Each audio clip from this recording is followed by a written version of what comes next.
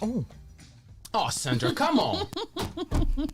I was just about to say that by your face, you liked the jingle, and then you forgot the cell phone.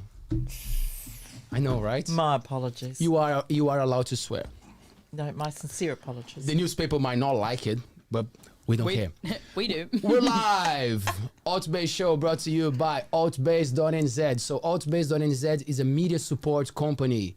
We do video productions, social media management, digital marketing. So if you are looking into increasing your online presence with great high quality content, get in touch with us and we will guide you through a journey of marvelous things. Do you like that?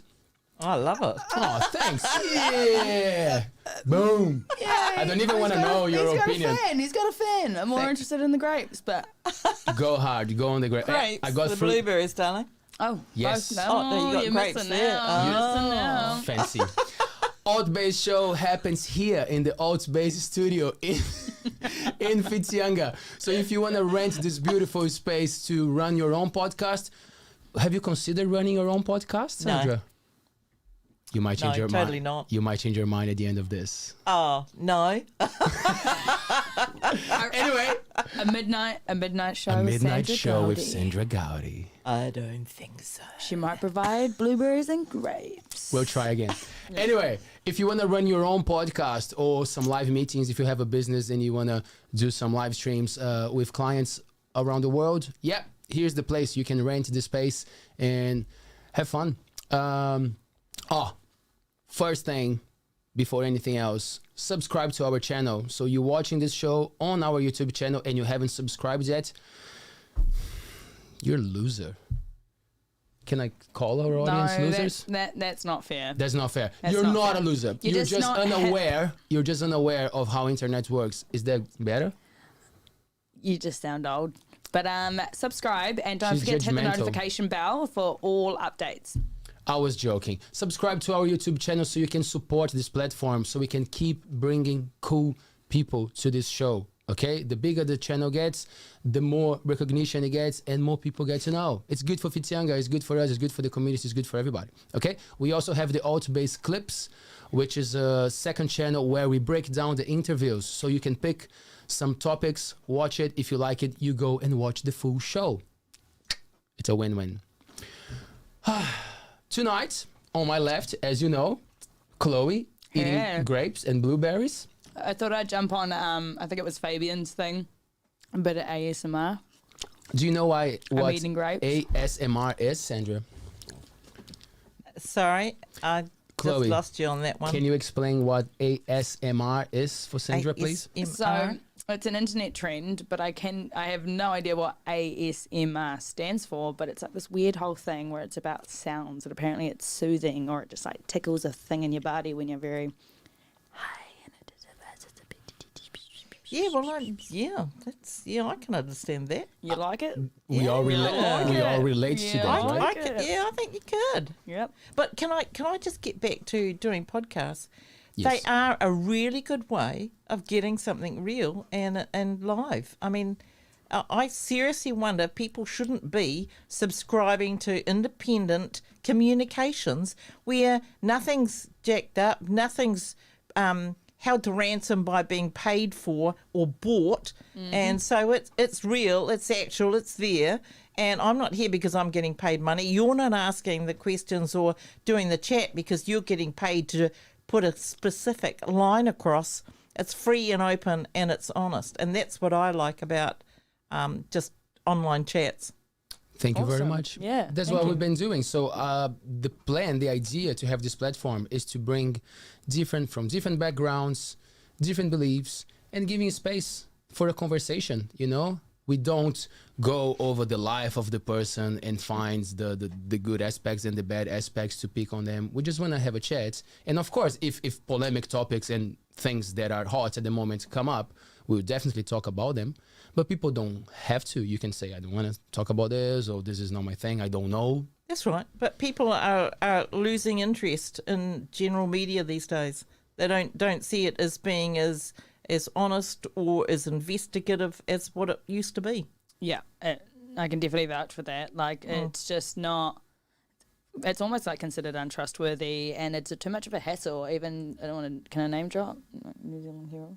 No, you can. I don't know. You don't actually need to But like, name even drop. like, Look, you can't. That's your opinion. It's like clickbait. You go to open an article, it seems something interesting or something you're invited about, but then you like have to pay for it because it's funded for something and it's just specifically produced because of that funding. But this is the thing that people are saying is, why aren't they covering this or why aren't they covering that? Why is it that we're getting same old thing? Is because they're being paid to give you the same old thing and give you a specific narrative.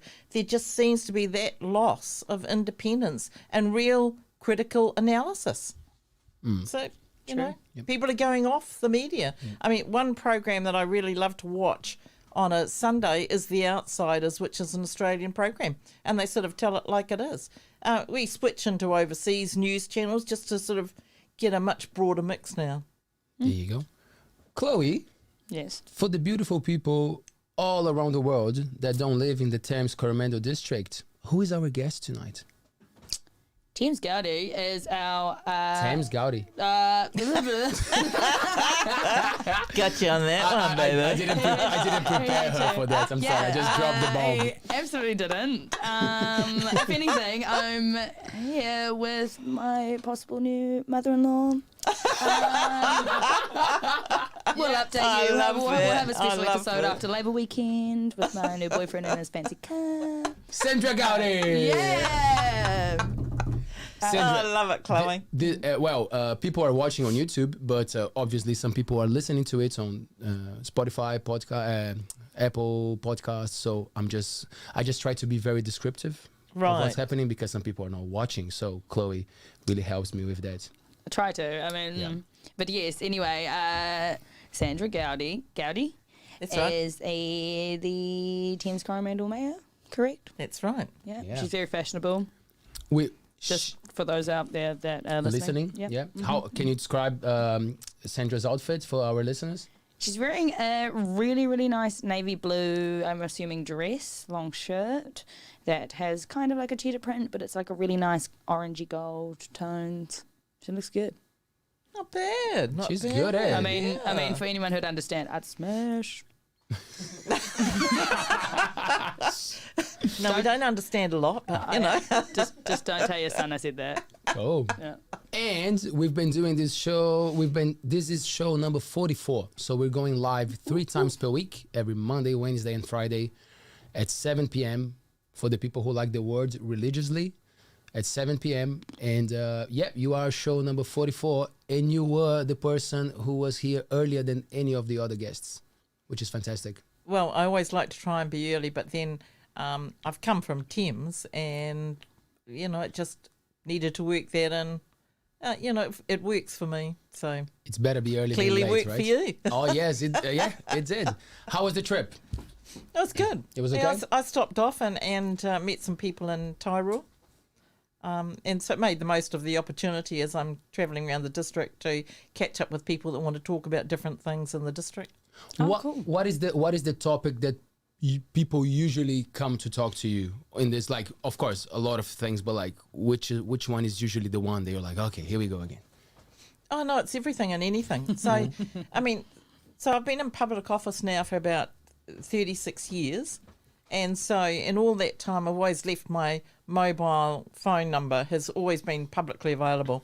And I've always invited people to call me if they need help with anything. And so that's what they do. And so it can be anything.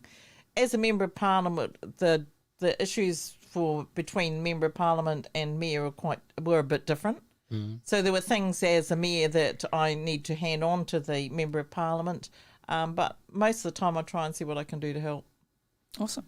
Yeah. So, speaking about your number being available, does that mean I can call you Mum? Well, it's okay, Chloe. It's all right. I'm okay with that. I'm in. It's happening, Chloe. Fantastic. How is the vibe in the Parliament? I was watching some videos, and it's a bit chaotic. Everybody's talking, and then the judge is like, "Stop! Oh, you go!" And just the wording, especially for a foreigner, so complicated. And then I was wondering why politicians talk so easily when it's time to try to get in, and then when they have to go to the Parliament, it's so hard to understand them. Why? Well, of course, they're trying to persuade you to vote for them. Fair enough. That's what elections are all about. And then once they're in Parliament, they've got a job to do, and whatever their position is. So if they're in government, they'll be either a backbencher or a member of Parliament, or a minister, and they'll be busy. And the same goes for if they're not in government, then they'll be busy being the opposition. And I don't know if there's more work involved in actually being in opposition. I personally, when I went into Parliament in the first term, we were in opposition, and I really enjoyed it. Yeah. Sandra, Nothing like a good scrap. Yeah. But by being opposition, like, is there also a space to agree with the other party? Oh yeah, and you develop friendships with all different people within the Parliament, and it's not like what people see. So when you watch Parliament, you're probably watching Question Time. That period of time, it usually lasts about an hour, between 2 and 3, and then and that's the lively theatre debate of Parliament, and then following that is all the legislative debate in the chamber, and that's all about the laws that they're passing through that govern us. And so that question time period of about an hour, that's what they generally refer to as the theatre of Parliament. Yeah, it seems to be quite energetic and... It's robust. Oh, robust is a great word. It's a good word. It's a good word. Which projects do you clearly remember that you enjoyed being part of it when they were approved, and you were like, cool, I'm glad I was part of this, and I enjoyed being this journey, and now I can see it happening? I think it's probably more at local government level, being the mayor. I've loved it, and so you can see some things coming to fruition. So take, for instance, the Aotearoa skate park. I thought that I'd actually be able to see that get across the line and be done and dusted, and that we'd see a skate park for Aotearoa in no time, because I knew that everybody wants it. There's no question, everybody wants it. The big bun fight came over where it was going to be. So there were 2 key locations, and it's just turned into an absolute war between parties. And so we had to take a back step and allow some independence in terms of outside people coming in and doing an analysis and working with the community, really get right in depth to location. And so that's now coming towards its final days, and council will have to make a decision. And that's going to be very interesting. So we had to make sure that we crossed all the T's and dotted all the I's, so that there was little comeback in terms of legal perspective, because we are really piggy in the middle. Right. No matter what decision is made, there'll be some people that aren't happy. But look, the key thing is that we need to just get a skate park in there somewhere. Yeah. Have you seen ours here in Whitianga? It's just I there. have. It's great. I mean, yeah, absolutely. And in actual fact, the day I was there, they were having a competition, and the young ones were loving it. You know, it was just awesome. Can you skate? Not now. Ooh, that was cool. Not now. Well, you know, What about? I've got ankles and wrists and. Are you like skater gang or scooter gang?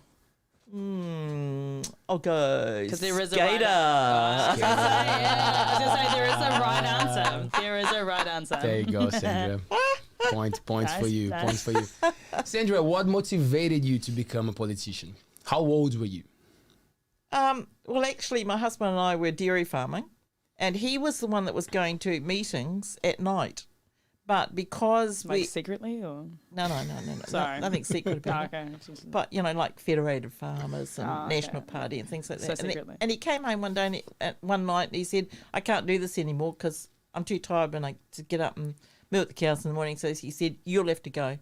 I said, oh, okay. Send the missus on the job. Job done. Yeah. You took the words out of my mouth. Awesome. Right. So you were just enjoying the vibe, being there, having a voice, and bringing ideas to the table. What was that? Yeah, and I really loved it, and then got involved in the community in different things, and became the secretary of the Bobby Calf Pool, as you do. Okay. Roger that. We'll note that down, team. And, it's just all sorts of things like that. You just get involved in the things that come your way. Were there a lot of women at the time, like involved in politicians that you were relating to, or you were kind of like one and only? No, there weren't a lot of women involved. No, and very few. And in actual fact, I don't know if I could name any at that time. And so, being involved with dairy company, there's a position at that stage called supplier rep. So you had about 24 suppliers per person that were elected by those suppliers. Okay. And so I decided to put my hand up against one of the names of the neighbourhood. Hey. Okay. The difference was I knocked on every door. Yeah, you get them, Sandra. Yeah. I got there. Cool. Right. Yeah. Right. Fun. Did you ever feel like that men were looking down on you, or did you have to put up that face, like so you could feel respect? Like from this conversation and from when we met in Thames, I could see that you're very confident about yourself and things that you say, like regardless people like you or not, like you stand to what you believe. So maybe it was not hard for you, but did you feel like that of, wow, this is a boy's thing and I gotta... No, I never. No. I was never one that worried about that type of aspect of things. But I just took things on face value. People are who they are, and they do what they do. And Yeah, so but you didn't notice any sort of difference at all. Like you might not have actually, but I'd probably be the other way. Seen it? Yeah. I'd probably be flying the flag for the men. Yeah. In actual fact, Is because that they you're a just dairy got farmer? dumped on all the time. Is that just like Kiwiana dairy farmer sort of stuff? You're like, yeah. No, the but I boys. think at that time it was a time when women were exerting themselves a lot, but they were leaving men out of the equation, and I felt that they were showing a lot more disrespect towards men than was warranted. Ah. There you go. That's an interesting one. Eh? You didn't I was see about to that drop coming, eh? I was about to drop a bomb. Drop a bomb. And you were a feminist. What are they? What Yeah, are well, they? What are they, Chloe? Oh, well, yeah. I mean, drop a bomb and run away. Do you think? Oh, we got to see what's in it. Well, if great. I genuinely mean that. I was hoping you were going to bite, but you're good, man. You're good, she's Sandra. listening, man. So funny, isn't it? Honestly, and no, okay. I don't think we have We're to. straight. Well, let's keep it in New Zealand then, because this feminist thing is an interesting one to talk about. Let's keep it in New Zealand. Do you think we have fair equity with payments and everything in New Zealand? Because this is something that we hear quite often, right? That the market is not the same for men and women. We hear that. I've got no experience in that regard, and so.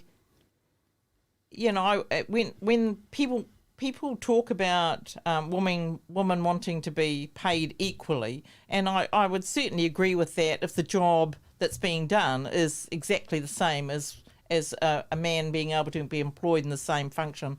There was a time when I worked on a construction site, and I can tell you that even though I did my best, there was no way I could haul to the level that the guys did.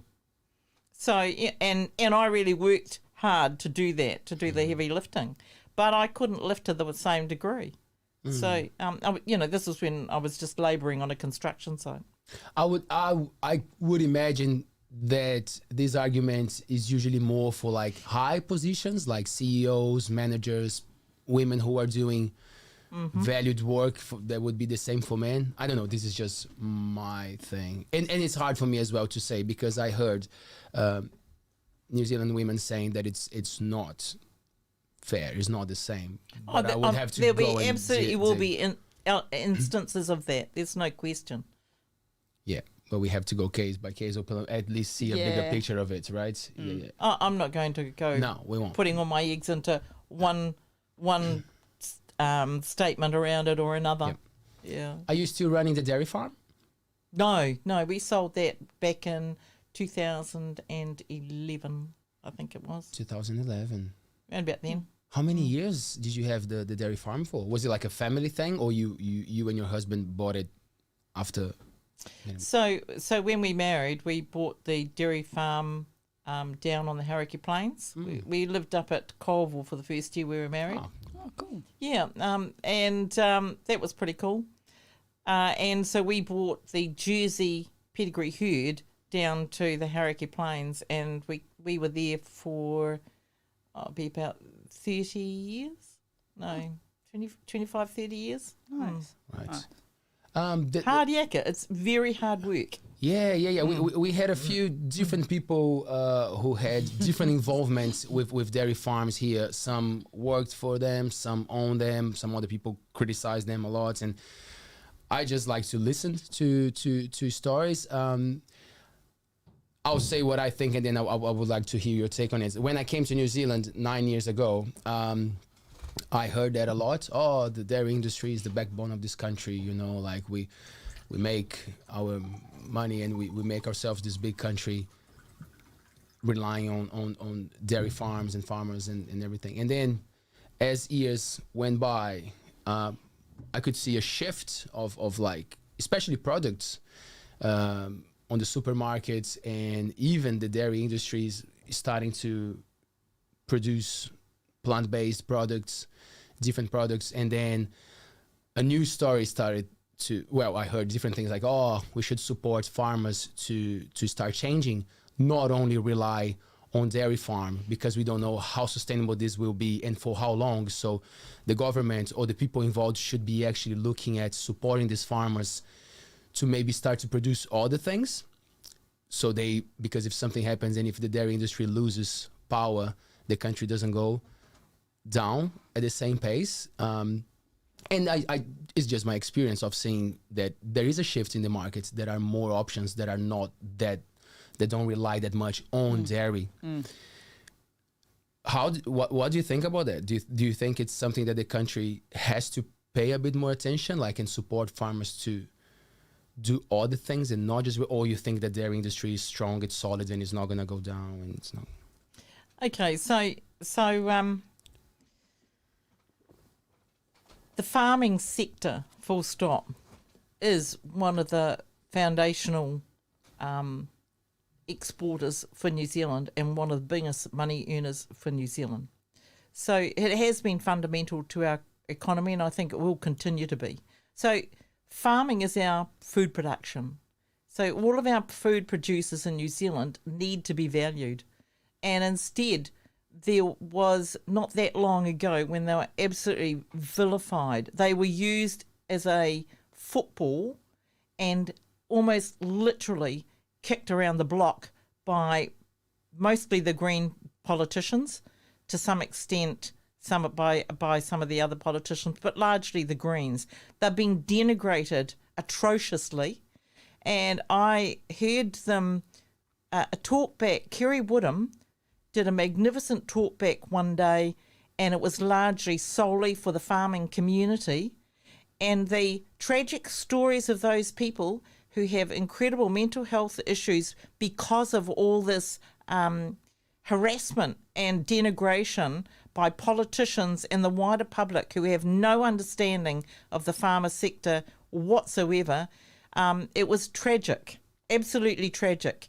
And so people need to be much more understanding of what the hell they're talking about, and know a little bit more about what the reality is than this narrative that the Greens keep putting out there. What is the narrative? I'm sorry. And I don't interrupt the you. narrative is to say that all of these people are bad and they do nothing but pollute the environment, and they show occasional instances of where there are people that aren't taking as good a care of the environment as they could be. But I tell you, farming has come a hell of a long way. We've got some of the best production standards in the world in terms of how we do produce food here in New Zealand. And instead of vilifying them, they should be exalted for the fine work that they do. And that's why I mentioned before, like that I feel like I'm very strong on this one. I know, I like it. I like it. Remember I like 25 it. to 30 years on a dairy farm. Why do we want to kill? It's a good talk. Why do we want to kill the spirit of food producers and food production in New Zealand? Why do we want to do that? But like, as when you say food production, obviously we do produce quite a variety of things, but like specifically dairy and milk, though. Wasn't that specifically the kind of thing that was developed? That's what I was trying to go. When you say food... No, it wasn't just dairy and Right. milk. Because the thing is, they didn't necessarily differentiate. Sheep and beef farmers fell into that same catch-all because the narrative was generic. Right. Yeah. I'm just trying to pick your brain on that one, because of course you have a lot of passion towards it because you were involved. Absolutely. But like the way that I try to go on that subject is always like, instead of attacking, because then it becomes a political thing, you know, and that's why... That's the problem. They made it political. And I think that's why a lot of the young people don't even find it attractive, because it's always like there's no sense of collaboration there, you know. But anyway, that's another topic. We can go back there. For me, it feels like the people who are trying to make a change, they look for support.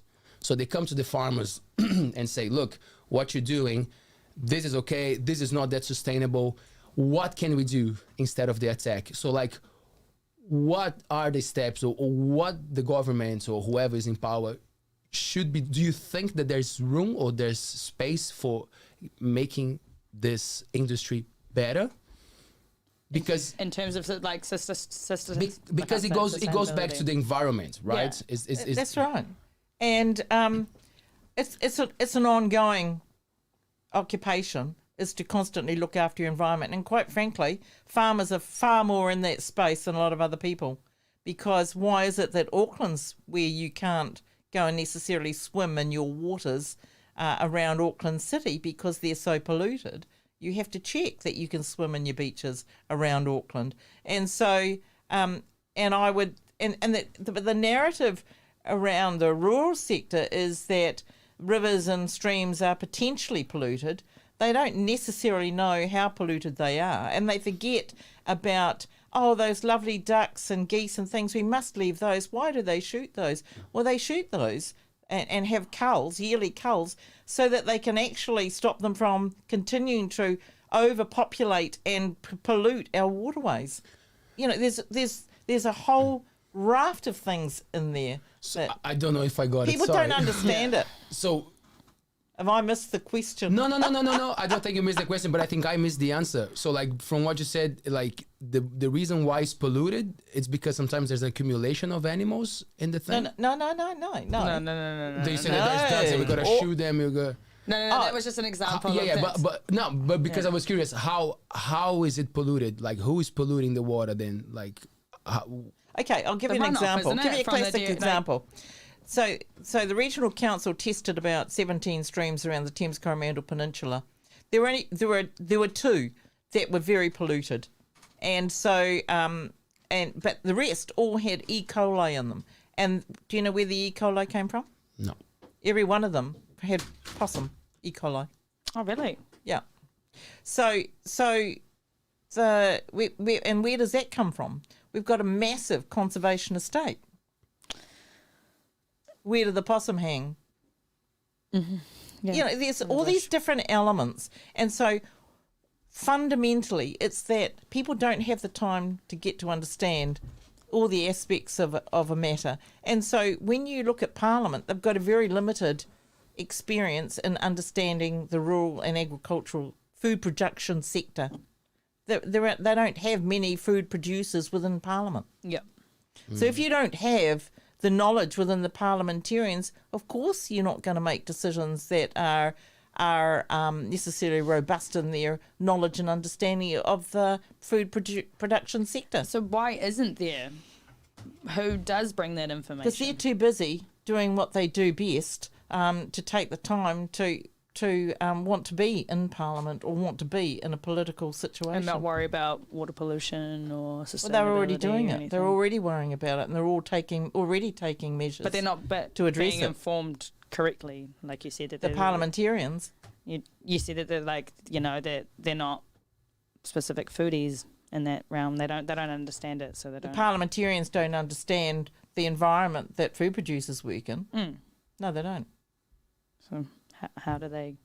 They don't. And who are the That's people? the deficiency. Now, here's the kicker. Yep.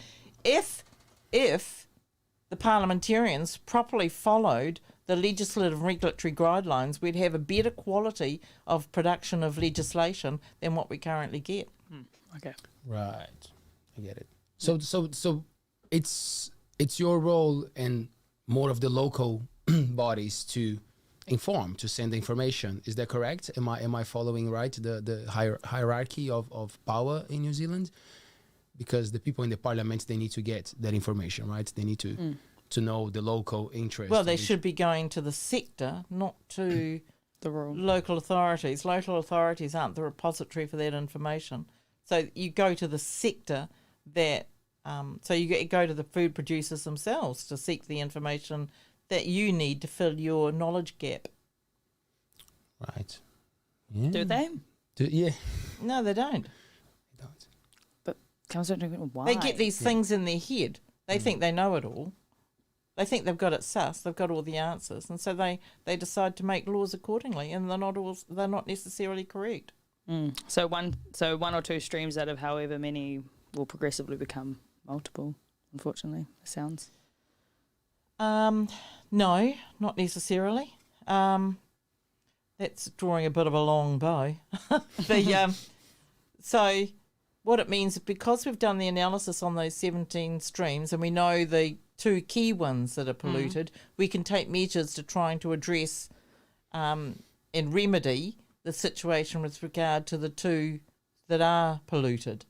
And you take planning measures and infrastructure measures to improve the quality of what's happening around them and the settlement infrastructure around them. And would they use that information for like other rural areas? Because like you said, that was the 17 streams or whatever that were tested around here, right? Our rural area, or is that? In other rural areas, they'll do their own testing and determine the quality of the stream in those areas and see what needs to be done But there. still take the same protocol though. Like if they've found a problem, they want to and they deal with it as due. Yeah. Okay. Okay. Sandra, are you involved with any developments in our areas? Did you have any connections with, like, because probably you remember way better than us, before waterways, before Pauanui, before the developments. Were you ever involved with any of those developments in our area? No. Nah. In what way do you mean? I don't know, like if you were in power when something was happening and it came to you as a project, if you... Oh, there was one, and that was the Whangamata Marina. Right. That took about 13 years, and actually, even at the time of the Whitianga Waterways project, I remember Joan Gaskell, one of the icons for Mercury Bay, who was prepared to take buses down to Parliament if the minister didn't finally sign off on Whitianga Waterways project, and it's. And we had the same. It was just taking something like, I can't remember how many years, but similar to Whangamata Marina, it was just taking years and years and years, 13, 14 years, that type of scenario. Wow. It was just outrageous, and it's a wonder people get things done in this country, to be quite frank. The process for getting anything done is a nightmare. I wouldn't touch development with a barge pole, personally. And that's fact. Yeah. When we had a chat with Lee Hopper, he was saying that it was quite complicated to go through the council, actually. It is. Yes. And that's because the hoops that we have to jump through and the rules that we have to meet are just so convoluted and messy that makes it incredibly difficult, costly and time consuming. And frankly, it's a bit of a nightmare at times. Are they more focused on the environment? Is that why it takes so long? Or is just paperwork? Or is just... Paperwork, everything's risk averse, what the government requires, everything that you require. So even just for trying to get some housing development, it's taken about 5 years to get close to putting in a plan change just to rezone for new housing south of Thames. And we still haven't got that plan out for public consultation yet. We're still getting there. And that's 5 years. Wow. And that's time and money. And what do we want? We want housing. And we've got to go through all this palaver. It's hugely costly and time consuming before we can even rezone to get the housing started. And we're among the top 5 in the country for housing crisis. Yeah. I I could definitely agree with yeah, that. I want to go there. Like how hard it is to get. Are you talking about like public like spaces where you can sell cheaper, more affordable prices, or when you say for housing is just like for anyone who wants to build? Because it feels like we should have more spaces like that the government owns, land that the government owns, that they can make probably more affordable houses. Well, People? housing will become, the more housing you have, the more affordable it can become, because the more competitive the market, the higher the price. So we're better off to have a bit of a glut of housing on the market rather than a shortage. And so that the house prices have gone ballistic, but 53% of the houses are in Thames are over, was it 53% or over 50 years old? Like the housing Very, stock very old. is quite old. And so we 25% of our staff live outside the district because they can't get housing. It's a problem here, And that's just for council. Wow, this is a problem here. It is. Yeah, That's right. But one of the solutions that I was just talking about with somebody today was don't build a hotel, don't build a motel, build a YMCA. So you've got transient accommodation, which can be as long or as short as you want. So there's similar places like this in Auckland, and one particular one that I'm aware of is a place called Scotty's in Birkenhead. And so you get what is essentially a bedroom and a bathroom, and you can have a jug in there and make yourself a hot cuppa, but it's a communal kitchen, communal lounge area, and one or two other communal areas. Everything else is sort of communal, but it fills that gap for people that want something that's reasonable for short term or long term, but it's easy turnover, and it's like student hostel accommodation where you have someone there that keeps an eye on everything, but it tends to look after itself. I think those are your really good options for your low-cost traveller and for your workers that need somewhere to stay for a period of time, however long that or short that might be. When you said you are a conservative, I guess that connects with capitalism. So in that idea, is it utopic to believe that one day we'll get to the point that everyone can afford a house? Well, it would be good if they could, but why should only some people work and not others? People have to work for that. Okay, sorry, you carry on. Yeah, it's not a handout. People have to work for it. But that's not like a meritocracy thing that you mean, right? Do you mean like for merit? Because if it was in that sense, the guy who picks up rubbish and the guy who seals the roads would have a mention because they work a lot. It's so. So right now, it used to be that there were 4 workers for every person not working. I would suggest it's now 3 workers for every 2 people not working. At some point, is it going to tip over?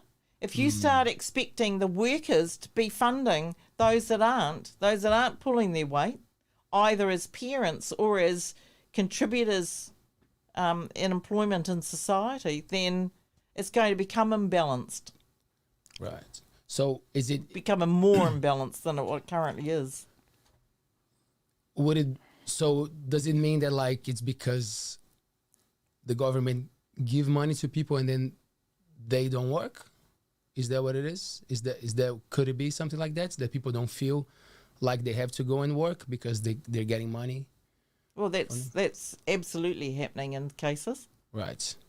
Yeah, I have a different perspective on that because in Brazil we don't have that, right? Like there was a populist government not that long ago that tried to implement help, and in Brazil you have misery and hunger, so like it comes handy a little bit of money, for a mother with 5 children. It helps.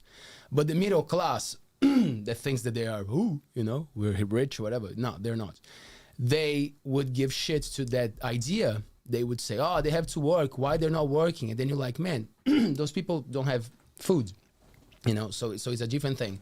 And I have the impression that when people are comfortable to at least have food on the table, sorry, and they can provide something to their children, I think they would feel more motivated to work.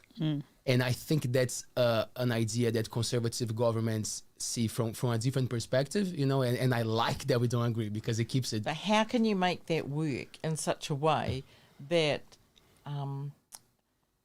it's empowering and motivating? Well, I would rather than right. I would start with not allowing alcohol to sponsor any sports. If we really want to go deep and we have time for that, I think a lot of the times we provide a lot of legal stuff that are quite detrimental to people, and then you get them hooked up and addicted, and then whatever money comes, they don't think about improving their lives. They just think about this, oh, my cigarettes, my beer, my food, blah, blah, blah, blah, So I think it's way more like deeper, the problem, than actually, because when you see a lot of people who don't have much and they make things happen, like they want to see some change, I would love to see those people without struggling to see if they would thrive as much, like I always think, man, imagine that guy, he doesn't have much and he's going hard.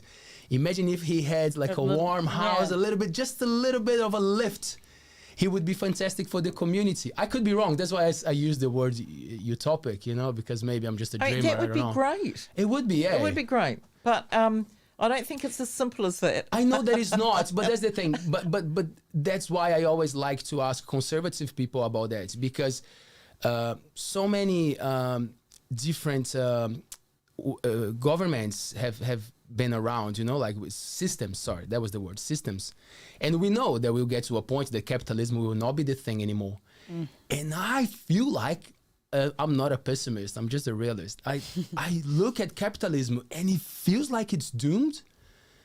I don't know. That's just my take on it. And I think, why we're not trying something different while we can? So that's why I like to throw these ideas to conservative people to see if they give me some light on it, because sometimes I feel like hopeless. Well, quite frankly, the way in which we're currently going is, in my view, sending New Zealand down the tubes, so that it's completely going to disrupt people's economic well-being, which it currently is doing. There is an economic crisis for households. And I don't think they're giving enough thought to what they're doing down in Parliament and the effect it's having on households. I don't think in anything they're doing they've actually assessed what that means in terms of individual household impact. You take the 3 waters, for example.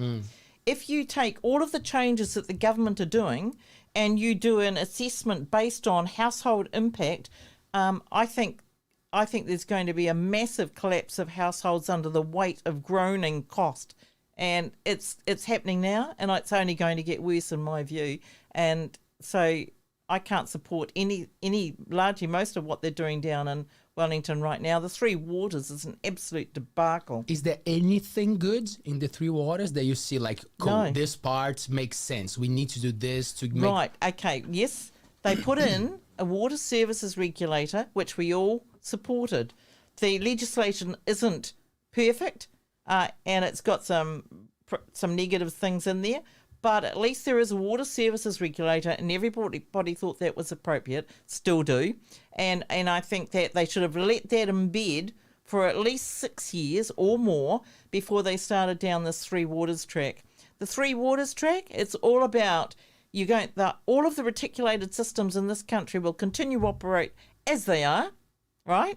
And on top of that, we'll create another 5 bureaucratic entities. Somebody's got to pay for that. Who do you think is going to pay for it? Every single household in the country. And so that's an added cost for water. That's an added cost for wastewater. That's an added cost for stormwater. Do you think that's going to come cheap? I don't think so. And then you've got all of the emissions trading scheme and all of the RMA changes and everything else that's coming on top of that. And by the way, James Shaw wants $2 billion of everybody's hard-earned money to go off overseas. I'm not sure who to or for what, but I understand it's probably for a third world country. Oh, great, that's where we're heading. $2 billion, did you say? Yeah, that's my understanding. In actual fact, I think it was a bit more. So... Nice if you can get it. How do we I mean, Hey. no. my man, if you want to send 10% to ALTBAYS, we won't say no. I'll take 5. Sandra, but like, okay, so you said that like everybody's gonna pay if it goes ahead. Oh yeah, Who should through be- the nose. So does it make more sense that the industries that use more water should pay more for the water, or no, it's not like this? It doesn't work like this. It's not like that. How does it work? So the narrative has been that the systems, our infrastructure, the systems that look after infrastructure, which is local government, is broken. That we're not doing the job correctly. Blah blah blah blah blah.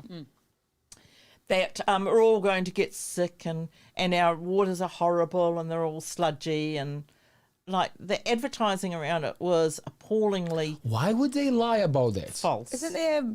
Where's that place where they still have bad water? I shouldn't have said that if I didn't know where it was, but Look, there are some places where the water isn't actually as like good. their infrastructure broke There's a down. range of standards, all right? Yeah, And so obviously. they're not at the optimum standard. But look, when the Hastings incident happened, right, it was a wake-up call, and suddenly there wouldn't be a single council in the country that didn't say, right, we're going to do something about this. The government's on our case, and every single council all budgeted a lot more towards their upgrading their water and infrastructure. No question about that. Water and wastewater infrastructure. I don't know a council that didn't. But did they follow through with any upgrades? Like, can you? Heck yeah, vouch for that? you can't budget and not spend it on your infrastructure upgrades. That's the whole idea of capital works, is that you put aside, you rate for the money to build that infrastructure, and that's your obligation. You have to then build that infrastructure. Isn't that what the government's going to do? No, because Is it not? it's already there. So what happens? The So not government comes grateful. along with all these 4 or 5 new bureaucratic entities, and by the time they actually make a decision, after it's costing us millions and millions, then what happens is that, so for instance, in the Waikato, we'd have 22 councils. Mm-hmm. All of those water reticulated systems, I'm just using water as the example, would all continue to function as they are, and then would all be rated from this entity, who will then say, right, what will we do first? Oh, and every single one of those councils will be putting their hands up and going, pick me, pick me, pick me. Yeah, but to perform like upgrades, etc., right? Not to help and build new infrastructure. Isn't that the whole Well, point? that's what councils do now. So this But entity isn't that? is then going to have to rate more money Yeah. to pay for a bigger bureaucracy to build more infrastructure, which they said is spreading the cost, but not everybody's going to get what they need because it's only going to pick certain ones that will get done. So while Thames-Coromandel District Council might have said, okay, we're going to rate for this amount of budget to do this amount of work in our district, whereas now we're going to rate the Thames-Coromandel District and every other district, but these are the jobs that are going to be done. Sorry, nothing's going to happen in Thames-Coromandel this year because we're going to these other ones. But at least the work's getting done, and you'd assume that there would be a bit more a bit more money, right, behind it to make bigger change, wouldn't there? Because everyone's getting charged so much more. There's all that extra money, all that extra cost, having the government having to have that control.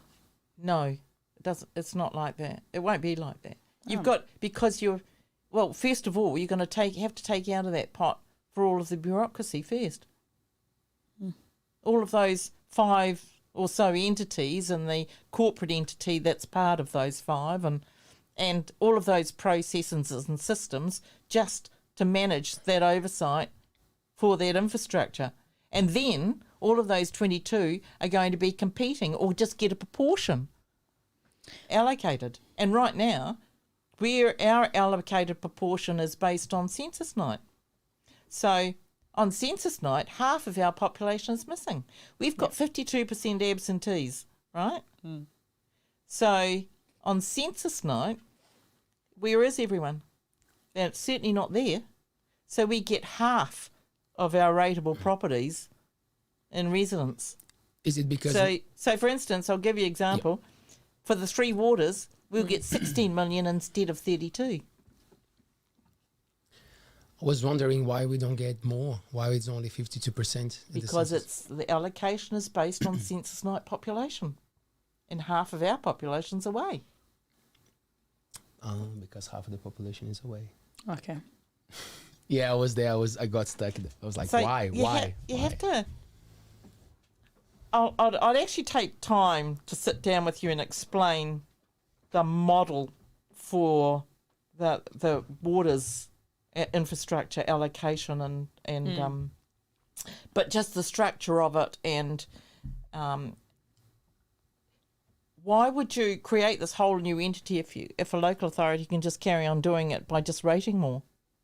Isn't it because they just weren't somewhat in simple terms doing that? Like No, they their were. job? Like They were. I mean, And the water quality is fine. So, but is it like even just here is the infrastructure like what's the word?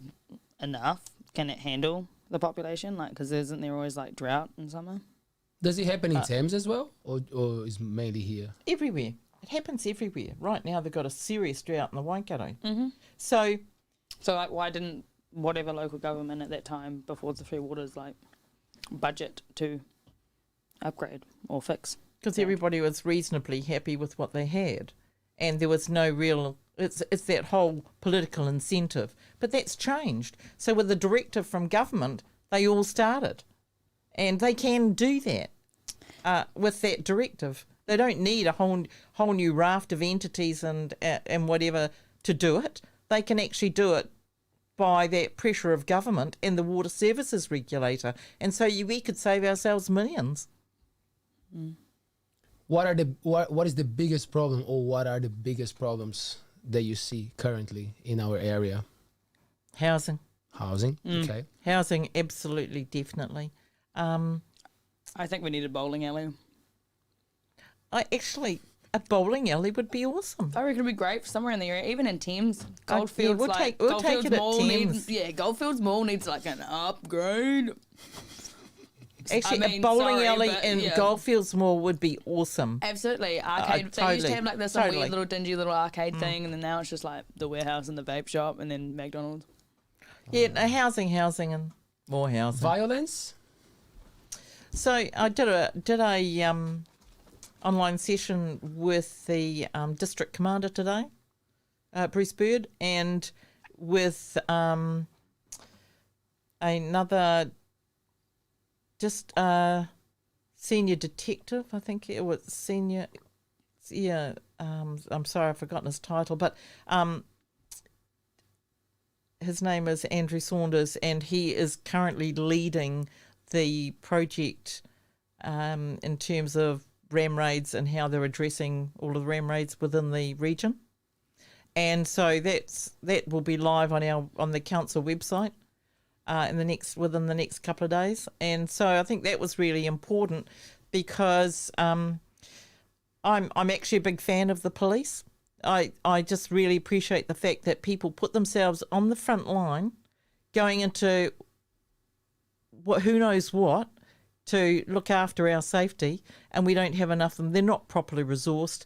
They've got what I think is the worst police minister in New Zealand's history, and I'd like to see them properly resourced so that they can deal with all the issues that they want to deal with, and particularly in crime prevention, in helping to manage these youth who are not being given the guidance from home, and who are being found wandering the streets at all hours of the night.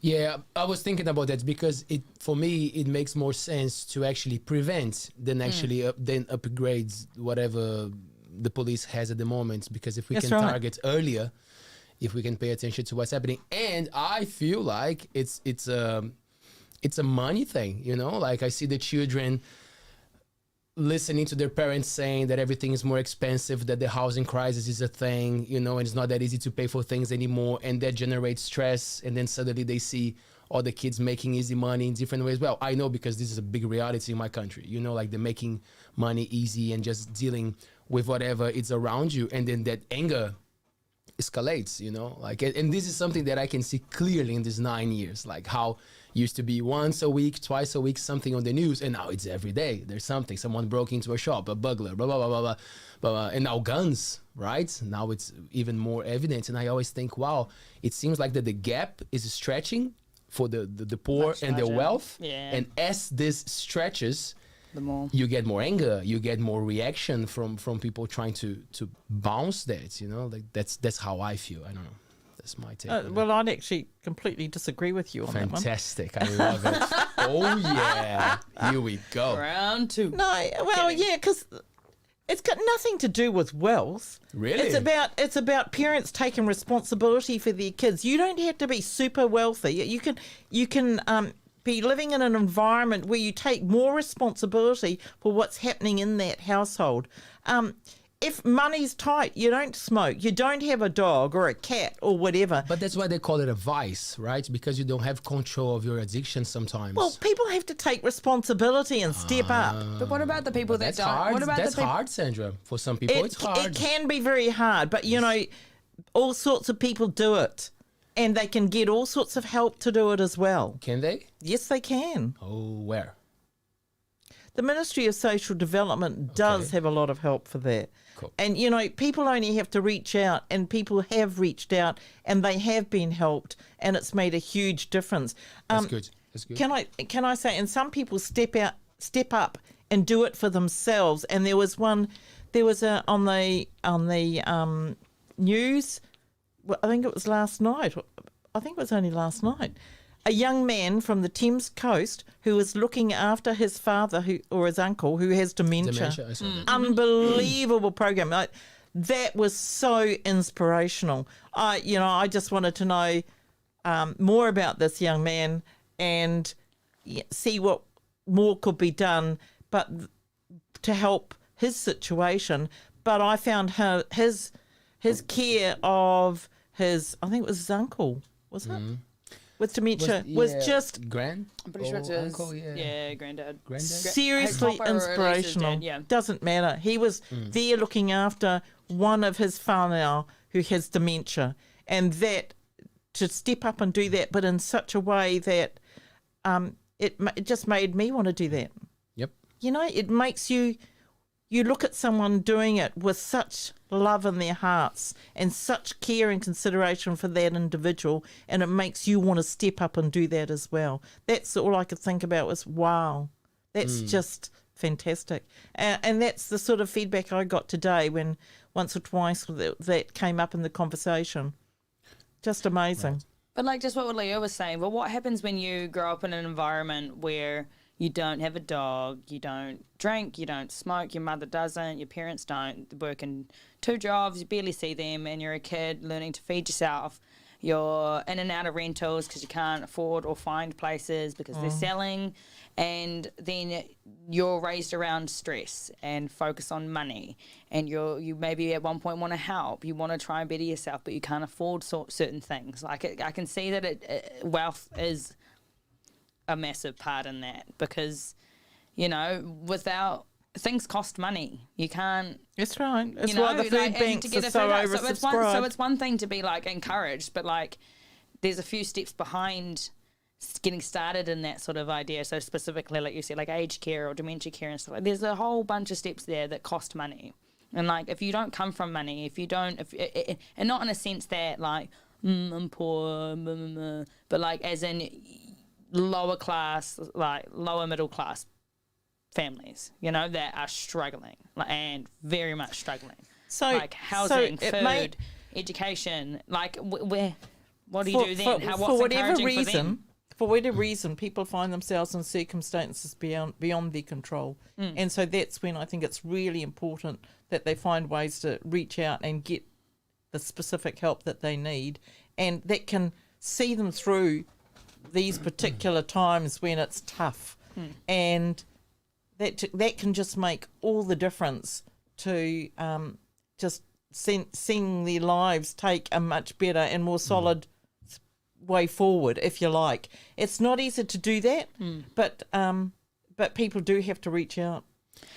This connects to we had a show with a Mataora, with an agent, with a teenagers agent, and we talked about that, how the people, why let's give an example from gangs, for example, you know, like for that child, it's much easier to connect to that guy because that guy is part of his reality, that guy is part of his community. He's not like a well, I'm stereotyping now, but like, you know, an older white person that is very well dressed that is saying, hey, you can do this and do that, and he's like, he doesn't connect with that. He looks at it and like he understands, but he just doesn't connect. Well, that's where so far away. Yeah, you know? so that's it's why not something you're. That's when I say that, like, sometimes the wealth and who has more, okay, might not be the point, but like it's the connection, because at the end of the day we're all looking for some confirmation, you know, like, oh, who am I? Who do I connect with? Oh, I look like that guy. And I think you said the words connect with. And so Thames have got this fantastic program going called Te Huarahi, right? And so this is done with Ministry of Social Development, police, and mentoring and sponsorship from throughout the community, and from Te Korowai and from local iwi, Ngāti Maru. Great. Shout out to Te Shout Korowai. out to Te Korowai. And so... you can say it as well, Sandra. Shout out to Te Korowai. Te Korowai. You gotta bless it. You gotta bless it, Sandy. Hospital of Bliss. Sorry, carry on. Actually, we lost Brianna. So, and it's a fantastic program, and I just hope the funding rolls over so that we can keep it going. And this is where your wealthy white guy can sponsor. Your wealthy white guy can mentor potentially. That's your stereotyping, which I'm bundling up back for you. Yeah, thank you. But, you know, in this case, it was... I'm white. The mayor took on a couple. I'm broke ass. Yeah. I'm white.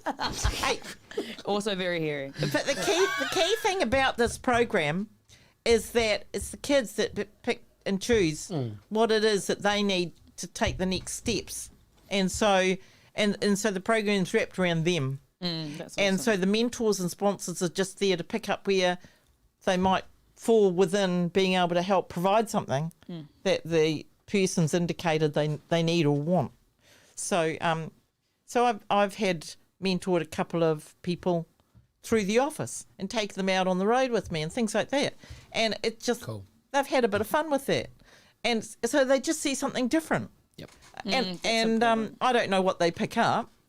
And they can ask me anything they like, and you just chat along the way. And, you know, you help them along the way. But as long as they've got other people as well that help sponsor, help mentor, and we all go and it's been quite successful.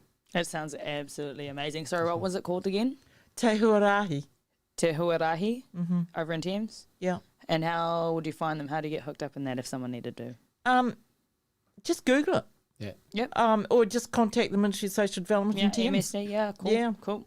Te Huarahi. Seriously good. And I mean, big shout out for Shell. You're my girl. She's amazing. Shell, you're the best. Yeah, she is, actually. Do you know her? No, not at all. There you go. That's how people get into trouble. That's exactly how it happens. And New Zealand Herald, and Chloe Chloe says. supports Shell. Yeah. we've got some great Shell, the petrol company. great people involved, but also we're trying to find a secure location for the boxing ring. Which you do a purpose-built building for the boxing ring so that it's got a permanent spot. They don't need to keep moving it because so many of these young ones have actually gravitated to the boxing. They really enjoy it and they learn a lot of values from it. Because I don't know if have you heard of Billy Graham? It's a boxing club down near Wellington. No, but Okay, just we'll do some research. on a side note, I know that it's not a bad thing that it's kind of trendy as well, but like things like Muay Thai and kickboxing, jiu-jitsu and stuff like that, it's like really popping off over here too. So they have some forms of facilities. I don't know how far connected that is to boxing, but the key thing that teaches is values. Mm-hmm.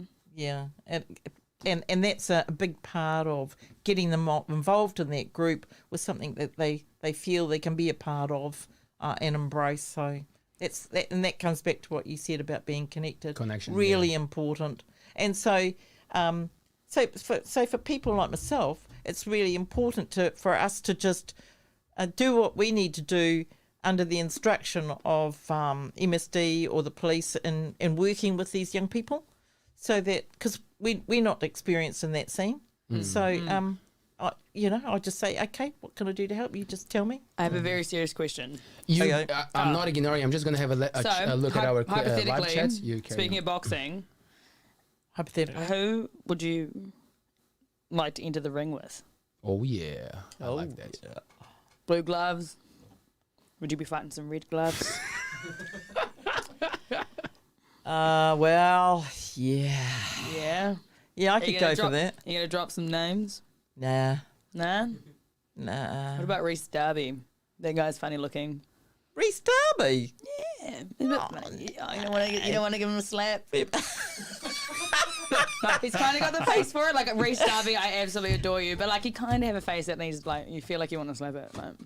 We probably chase each other around the ring and then just collapse in a heap on the floor laughing. So, come on. In the boxing ring, who do you reckon? Yeah, no. Yeah, no? Yeah, no. No? No. Follow-up question. So, you're obviously going to take your gloves off. Someone hands you a mic. What's your go-to karaoke song? Oh, go-to karaoke. Okay. Oh. Actually, I forgot the name of it. But there's an album by Frank Zappa called Reuben and the Jets by Mothers of Invention. Ooh, dropping names. Yeah. Cool. And it's ba ba ba ba ba ba ba ba ba, that type of music. Oh yeah, I just thought I don't know if that was like the singer or like a trombone or. But like that was cool. It's very deep and it's as in baritone, and then then it goes up and shark skin suit on the lawn. That's Zappa stuff, and it's great stuff. It was a bit of a. I'm not gonna lie, you lost me like sharks on someone's lawn. Shark skin suit. Yeah, all about it. Mm-hmm. It's very 60s, like your our logo, man. Psychedelic 60s. I was gonna say, believe me, when I think of 60s, I think of something else. But there's a bunch of comments. There's a bunch of questions, which is pretty cool. I love Jimmy. Say are you again? ready? Oh, okay. So carry on. Oh no. Unless you want to go on that. Love Jimi Hendrix. Jimmy Hendrix. No. Forget about the questions. Do you know who Hasbulla? Have you ever heard of Hasbulla? No. Hasbulla? No. He's like a Russian king. No. No.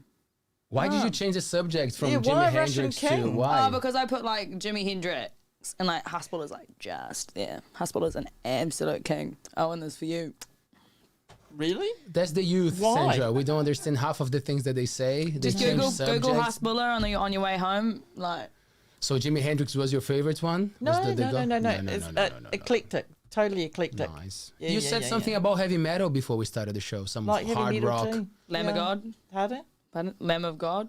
Lamb of God. Yeah. Well, No. you worked on a farm. Too probably a bit more contemporary.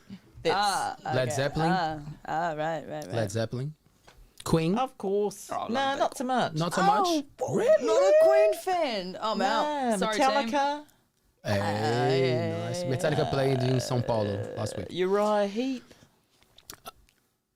Got some classics going on. I don't know. That Okay. is. You know, the old ones. I'm gonna read some random Janis comments and some. Joplin.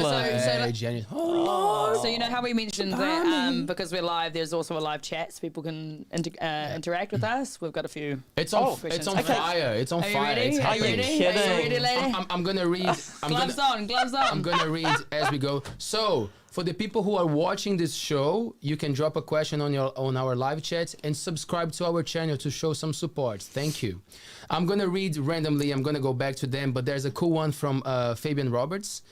Hi, Fabian.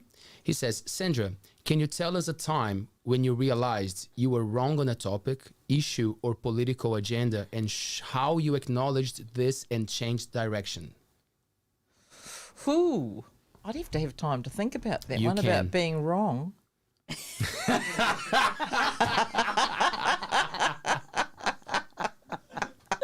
Honestly, So humble.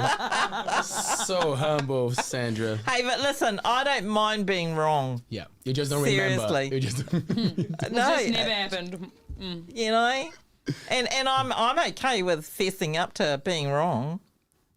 Yeah.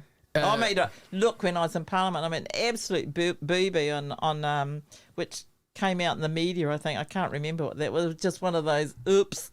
Okay, mea culpa. Oh yeah. Okay.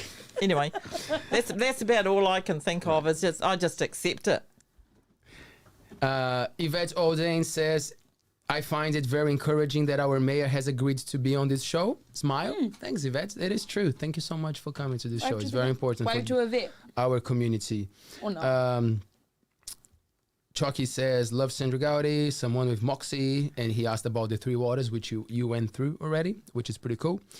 Matt Cook says, people do work full-time and still can't afford to buy their own house. There are also those Yep. who are unable to work for a multitude of good reasons. Shouldn't That's right. everyone have the chance of the security of owning their own home?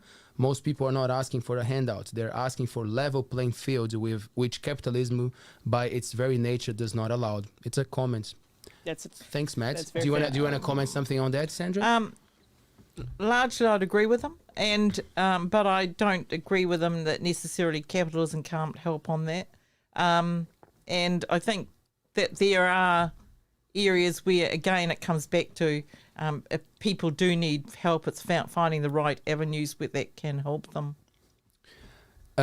Joe Robertson, this is funny.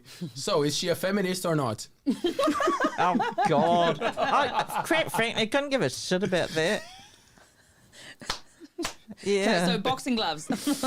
You know, Give me come the on. gloves. Oh man. Yeah, I really like to operate on the basis of every person's different and an individual and should be respected accordingly.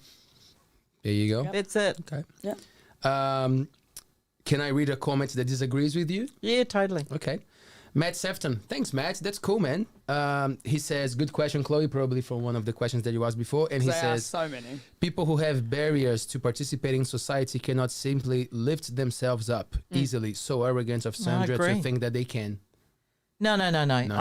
I know that because one of the best times is when I was in opposition was I was spokesperson for a number of areas, but the disability sector was one of them. And I learned such a lot, and it was just one of the most meaningful times that I had as a parliamentarian was being the spokesperson for the disability sector for National. Right. And especially when speaking in the House on sign language becoming part of the New Zealand language. I think he's targeting something else, though. Yeah, I was gonna say, with it's I'm the not quite sure. barriers. I think there probably is a lot more to what he was saying. I'm with you 100% on that. What was his name? Matt Matt Sefton. Sefton. Yeah, shut up, Matt. Great man, Coromandel Town, shout out. So many people from different areas of Waikato texting, which is cool. Dane Doom. Sandra, I can feel that you are against the unemployment benefits in New Zealand. So let's say we stop it today. Would people look for a job or the crime rates would rise? Bad citizens will always be around. Do you want to comment on that? No, he's got that wrong.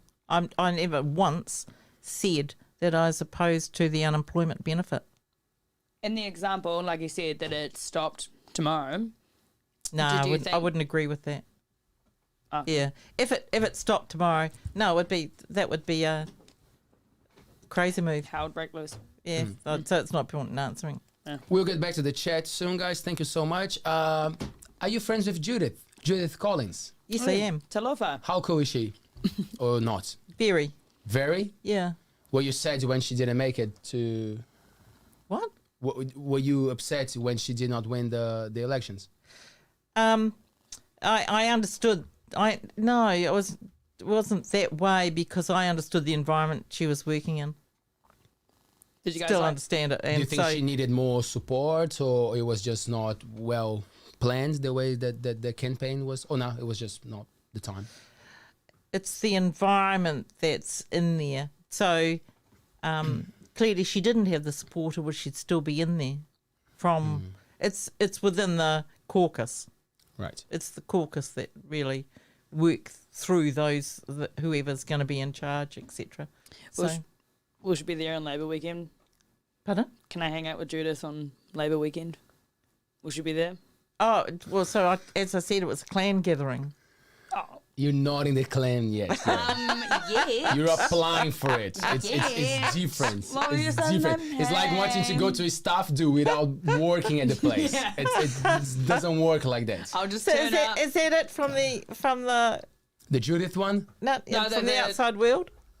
This question I think about that there's- Judith, you mean? No, just in general. Is there more questions? Oh, there are more. I'll there's get a lot back to more. them. We'll I'll get tip back to through it. them. We'll tip through it. Oh, I quite like You it. like this one? I quite like I'm giving responding back to what people want to know. Yeah, I'm giving them time to ask more questions, and we'll get back to Can it. I ask something that I know, especially in my circle, in like family, really wanted to know? We briefly talked about it.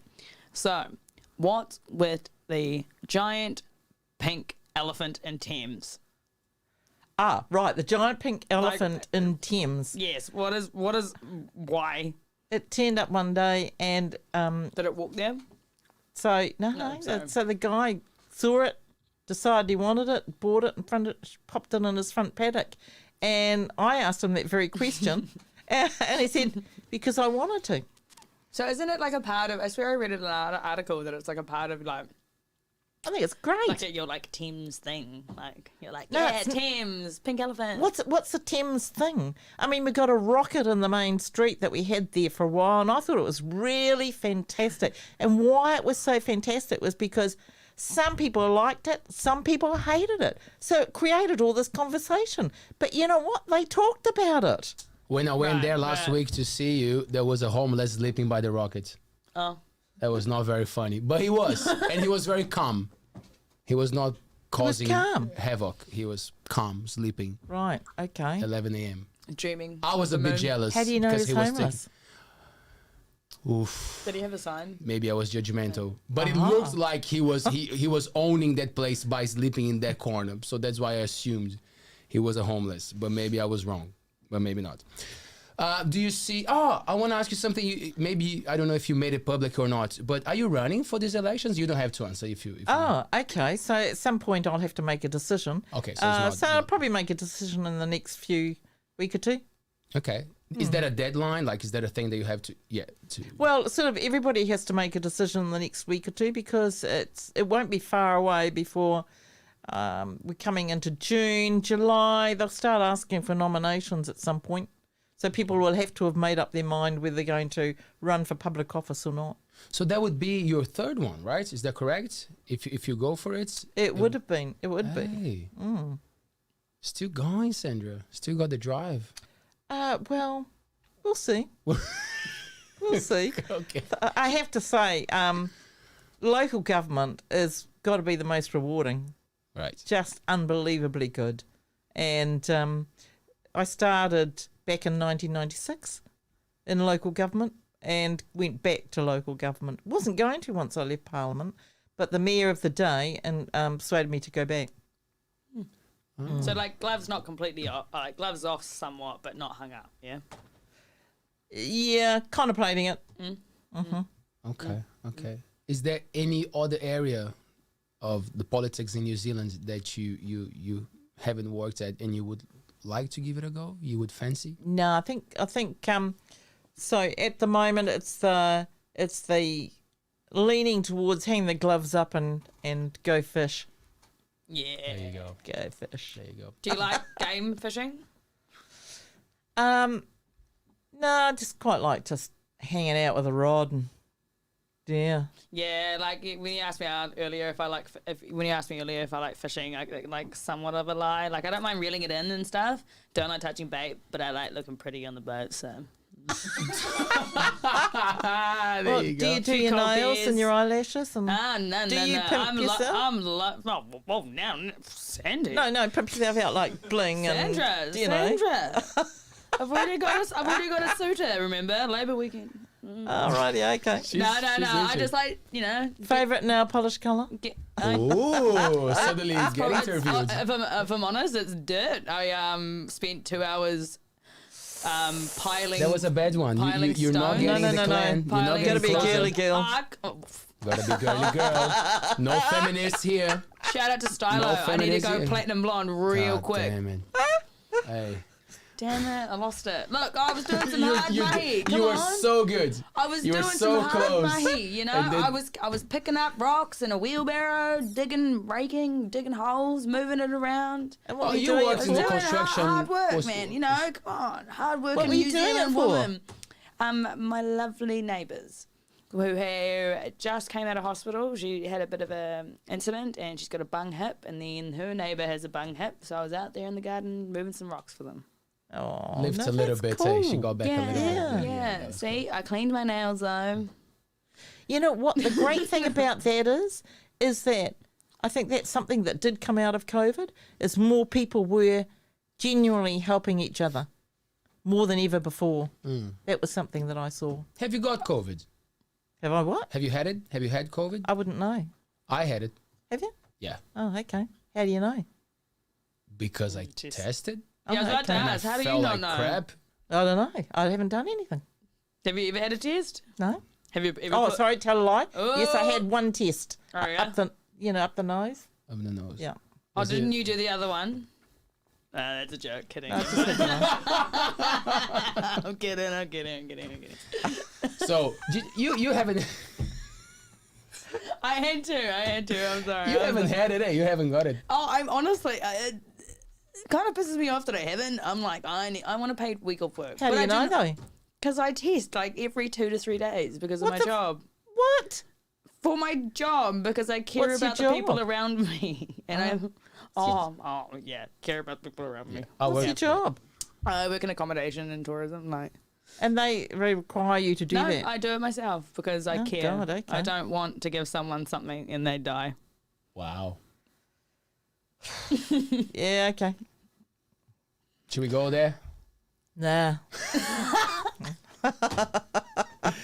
How many times did you have you answered those questions? So many times, Sandra, What's that for? about the COVID thing. Like it's so much, that people It's are old coming now, after you to ask questions. I can tell. Oh, yeah, look, no, I don't mind being asked questions. There's only a certain amount of questions I can answer. No, but I mean, so many people probably came to you to talk about the COVID and the vaccine thing. I imagine it was a busy time in your life a few months ago. Oh, it was. Hey, Yeah. Is it still or no?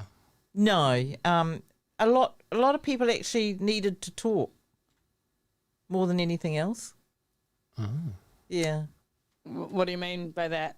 Like, So I had a range of people calling to just vent, crying, telling me that I'd saved their life, different things like that, just by saying a simple truth. Wait, did I miss something? What truth? Wait, what? I don't know. Sorry. No, because I know what you mean. Because you, I don't want to put words in your mouth, but you made it clear to everybody that you that I wasn't going to vaccinate. going to vaccinate, and then you choose what goes in your body, and then you, and I was just simple and clear about that. And people responded to that because they're just blown away by that simplicity and that clarity. Sandra, I get that so much. I understand, but I have to ask you this question. Ask me. At any moment, because the thing for me is, we're being honest here, so I'll be honest too. I didn't like the idea of the vaccine. I was like, man, I'm trying to live like a healthy life, and doing my thing, and I don't think I can get this thing, blah, blah, blah, blah, blah, blah. And then it started to escalate. It started to become bigger. And then in Brazil, a lot of people started to die. And then my parents were both double vaxxed, and they both got it. They both got the thing. And it was horrible. It was the worst time of my life because I was far from my family, couldn't connect. They were suffering. And the doctor said, well, good that you guys had the vaccine because it could have been worse. And like their neighbors die, and then someone from the family died. And it was just not cool. It was just not good. And then my mom was telling me, I was like, well, it helped me and your father. So I understand that you have your thing, but like I think you should get the vaccine. And I was like, okay, cool, that makes sense. Mom is saying, I'm gonna listen to mom, and I did it. And then I had many talks with many different people, and someone said something that kind of like really helped me to decide. Well, then the government kind of decided for me because I would lose my job, and as a foreigner, didn't have an option at that stage. But it was the thing with the responsibility, because I also work with kids from the learning support.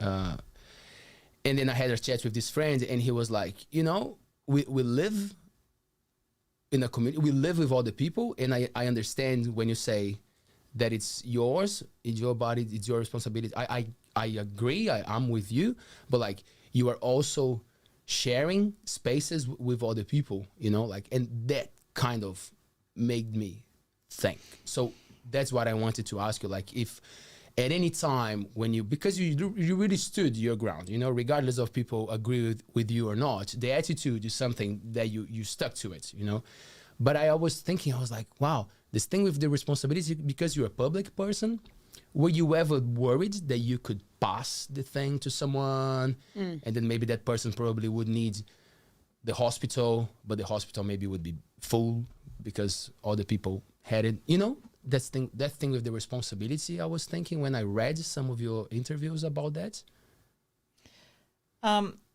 So you're asking if I was worried about passing it along? Yeah, because you have a responsibility as a public person because you deal with a lot of people. So I would have to get it first. Yeah. Right. Okay. And so if I got it, yeah, I would isolate myself, wouldn't I? I mean, would you? Would you? So how would I pass it along if I isolated myself, if I got COVID or whatever? So the whole thing was about the vaccine, never about like, the other things. Like, so you were not anti anything. You just didn't want to do it in your body. Not for me. I don't want to. That's right. That was it. Absolutely. Right. Yeah. Okay. And I wasn't anti-vaccination. That's what I said. You were not. No. That's what I said. You were not. Because a year before, Yep.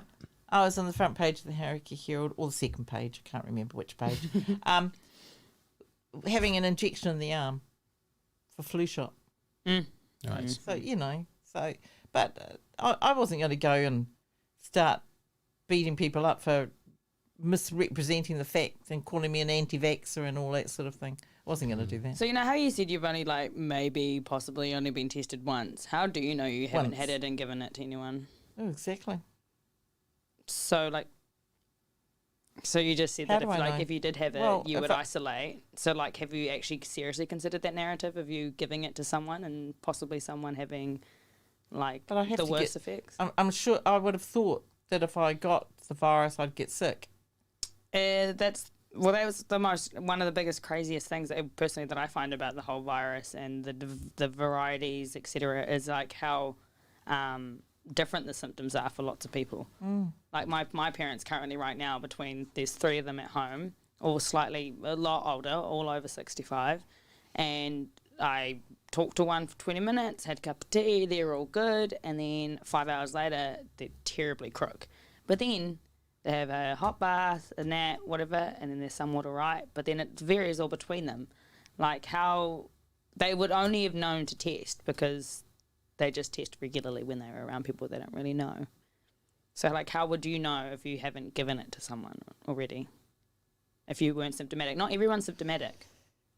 Well, And you said you've only if possibly... I'm around a person, right, that means that person's also around lots of other people as well.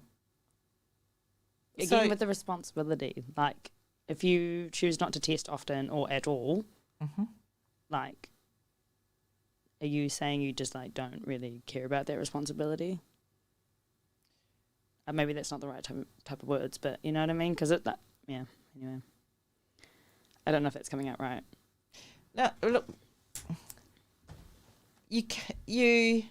I think people have to be mindful of their own responsibility for their own bodies and their own health, and there is a limit to how far you can expect other people to take that responsibility from you, or assume the responsibility for you. And I think that's something that needs to be considered. I liked you going after Pfizer. I like that you said, I don't want this Pfizer thing. I didn't actually go after Must Pfizer. say. I just No, she made said- Didn't want it, eh? Yeah, I just You wanted made to a wait for choice Don't not want to go that. for. She wanted to wait for Lenovo. don't want that. Well, Because did Did most, no one pick up on the fact that I said Lenovo? Lenovo is actually just a laptop brand. I was waiting for someone to fact check me. fantastic. Anyway. Well, someone just bombarded our live chats with a sexychat.xyz adult dating site. That's not cool. Don't do that. what did they bomb it with? Some weird link that shouldn't be there. Thanks, Taylor, for deleting them. I just want to try to make a joke. Some people are asking the same about the vaccine, which is cool. George Smith, I would like to hear from Sandra Mouth the story about the chainsaw in Whangamata. Oh, okay. Gumboots and mangroves, eh? Oh, see, so obviously this person must remember the photo of me in the front of the Hauraki Herald with the big chainsaw. Wasn't it gumboots and mangroves? We was heard a this setup. story. Was Like, a did they setup. give you It was a setup. what do you mean? It was they put fake news. gumboots on. They put the gumboots on. I've Photoshop? got gumboots, I've got overalls, but that was my husband's chainsaw and I don't know how to use it. So you never touched it.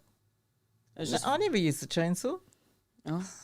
Wow, because that story came to us. You've heard it. You've heard it here first. You Fake heard news. it here first. I thought This is that was Photoshop. Fake news. It was. I mean, it's really seriously.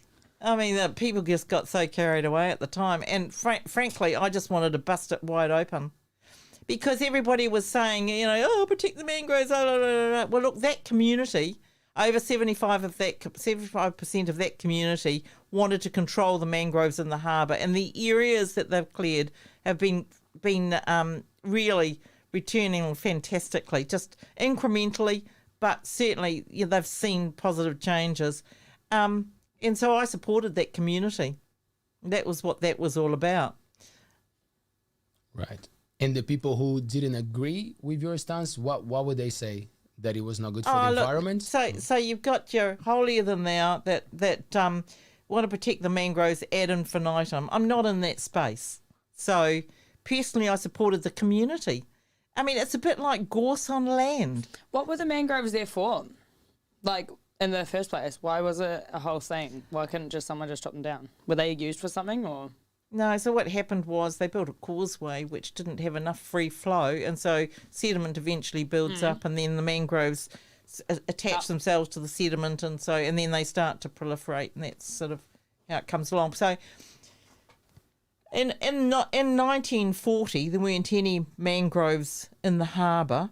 There might have been one or two at the end. But essentially, the whole of the Whangamata Harbour was clear of mangroves. So a mangrove's a bad thing.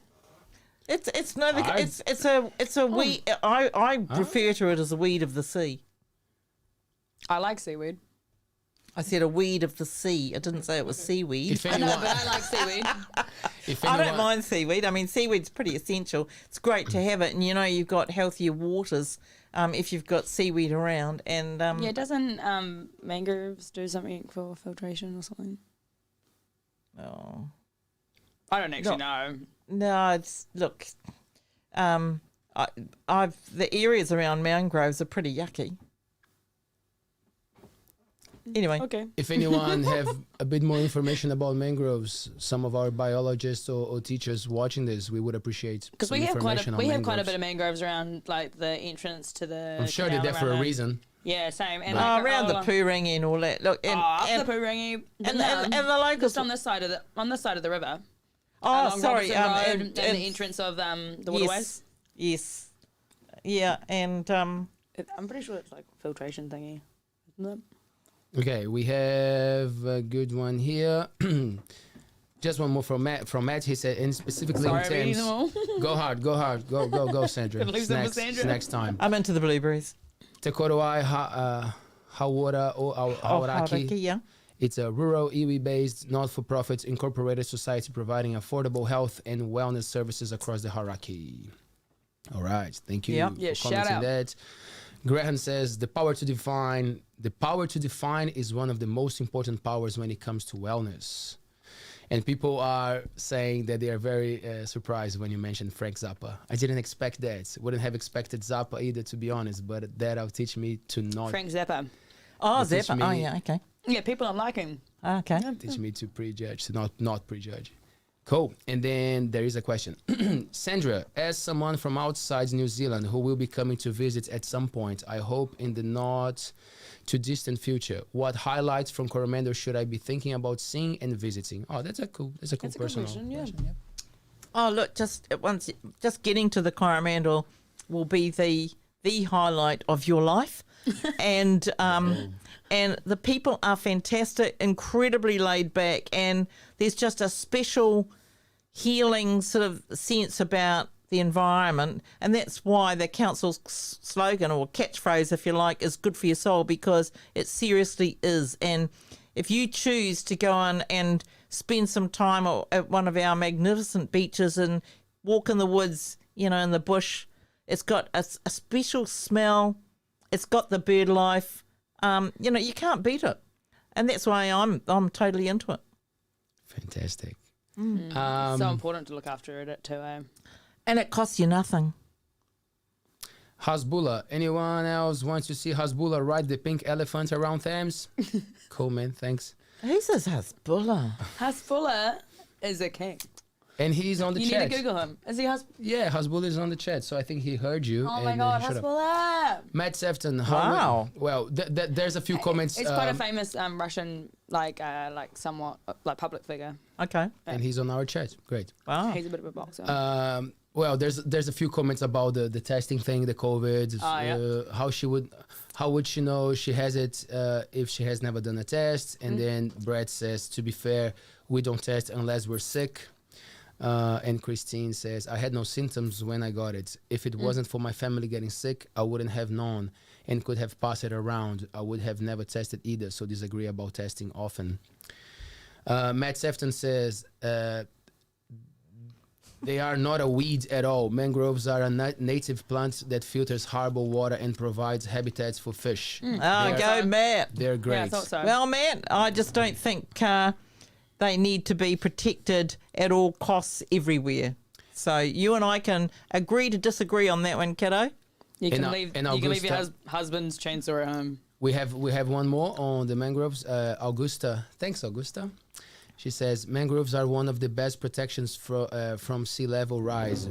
Why on earth get rid of them? Other countries are planting them. What's the thing with the sea level rise, Sandra? Because apparently there was something about voting against or for a project on sea level rise, if I'm not mistaken. Is that right? No. So you're talking about the judicial review on climate change. So that's a whole different thing. So my thing is that when the sea level shows an appreciable rise, that the communities on the coastlines that are affected can make decisions about what they want to do in response to that. So whether it's lifting up their houses, whether it's putting up a seawall, or whether it's relocating, those local communities that are affected need to make those decisions at the time they are impacted to enough to be put into that position. There was a analysis done of the district, and they found that in actual fact quite a lot of the area of the district was rising. So when they did the analysis for determining what was where the sea level was rising, they did that within the Firth of Thames. And my question to the person who did the report was whether or not they took into account the shallowing out of the Firth through sedimentation. And I'm not sure that they did. So it's just as interesting to observe. And so my big thing about the shoreline management planning is that it's predicated on when there is the impact at the level that needs some action, and that's hasn't happened yet. Couldn't you consider that being too late? Like, what is the... Well, there have been lots of claims about. I actually think that probably some of these areas were supposed to be underwater by now, weren't they? I wouldn't know. I just know from watching, like, in the last maybe year, possibly two, just in terms of, like, the flooding, like, that comes from the water. So you know how they turn farming, food production into a political football? Well, now they're turning the weather into a political football, and I'm sure hell will freeze over before I think that man can control the weather. So, Sandra, who should we be Mind listening you, to? having said that, I understand science is making in some inroads to actually controlling cloudbursts and stuff like that. Oh, yeah, we won't dive down the conspiracy theory thing like But chemtrails and shit. who should we be listening to when it comes to these topics like climate change? Like, who are the qualified people that the mayors, the politics should be paying attention and seeing if they are, what they're saying makes sense? So, from my perspective, climate change is about meteorological change, and farmers have been working with that all of their productive lives, and so they adapt to the changing weather patterns, which, in my view, the earth has its own biorhythm, a life cycle, if you like. And so it does in relation to, and that also works in relation to other planets as well. And so my preferred go-to people in that case would be paleontologists. Or geologists? A Geologists? paleontologist, the guys that dig up dinosaurs. Paleontologists study the progression of Earth. Who's the ones that dig up dinosaurs? I thought it was paleontologists. Yeah. Oh, so sorry, now I got it. You're talking about the climate declaration that most councils signed, but you didn't sign. Yeah. Is that the one? No, that's right. Right. And I made it clear why I didn't sign it, because it had in the document, it had councils will undertake ambitious plans, and it never indicated what that might be or what they might cost. And so why would you commit a community to paying for things that they don't know that what those things are going to be or what they're going to cost? That was the concern I always had. It was just an ideological and political move on the part of local government in New Zealand, in my view. And there was no way I was going to subject to ratepayers to something they had no idea of what it meant. Who would have made the decision? Government, not you guys. Would you guys have not had any control about making any decision? Well, the government's going to be making all the decisions anyway, and what they'll do is what they're currently doing. So you wouldn't have had any, say over what choices would have needed to be made? Like, do you know what I mean? You were saying that you didn't want to sign because it was like about a certain amount of money and who had to make the choices? It didn't tell you what you're buying into when it said you will. Okay, so I'll give you an example.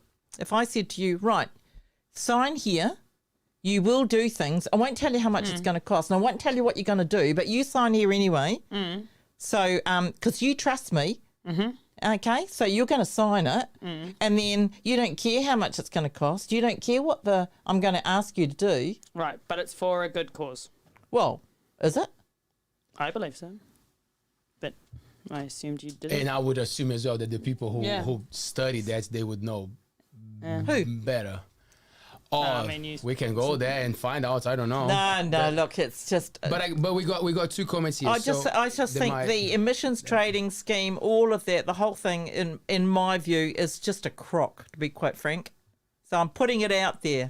There you go. We have one from Thomas, and he says, the Hauraki Plains and Thames are one of the most at-risk areas for sea level rise. Does the Mayor of Thames require a solid understanding of climate science? I don't know, because it's 2 metres below sea level. And then we got, most councils sign the climate declaration. What does she know that everyone else doesn't? I know that I don't commit ratepayers to an unknown quantum of cost or work that might be undertaken without first knowing what that cost is or what that work might be. That's what that's all about. Just don't drop the mic, please, because it's very expensive. I'm not going to drop the mic. Just throw a blueberry or something. Thanks, Augusta. Thanks, Thomas. Keep Thanks, sending Thomas. things for us. Oh, that's please. Thomas Everest, is it? Do you know Thomas? You do know Thomas. You're missing some questions as well on the top there. Have you got something there for us, On the Taylor? top. You're missing Oh, how some could I on the not top of your guess? pen. Oh, seriously. Pardon? Took about half of the course. Would you like to read, What was that? Taylor? Sorry, Sandra, I missed that. What was it? Or if you tell me the one. Here's the one from Fabi Roberts. There's 3 questions there. You miss it? Just after this pen. Right at the top. Who was it?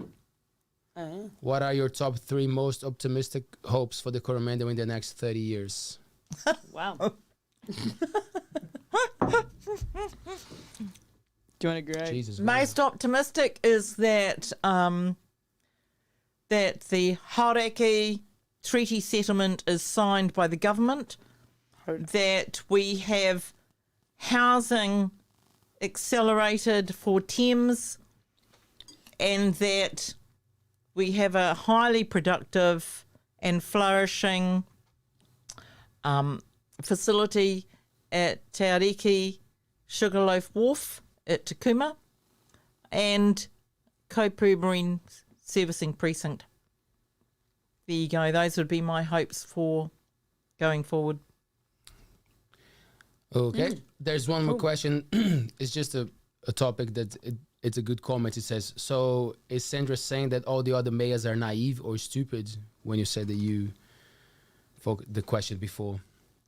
It's about the climate change declaration. Yeah. Mm-hmm. No, it's they make their decisions and choices based on whatever criteria that they have as their understanding, and I do know for a fact that a couple of mayors signed without even reading it. So, but do you admit that you signed, because you've had to repeat yourself a couple of times, unfortunately, but like that you That's all right. signed it for... Didn't sign it. Oh, sorry, didn't. Like not... But, fuck that. But like you didn't sign it based on like not your knowledge you don't have about the climate. Like it was more based about like the money thing and... It was totally based on... not on climate fact. It was No, about it's money. contractual arrangement. So if you wouldn't sign into anything where you don't understand what it's going to cost you, Even if it's just for like... you'd be stupid, to be quite frank. And I don't mean that directly personally, but generically, people would be silly to sign into something that they have no idea of the quantum of cost of. You don't do that sort of thing.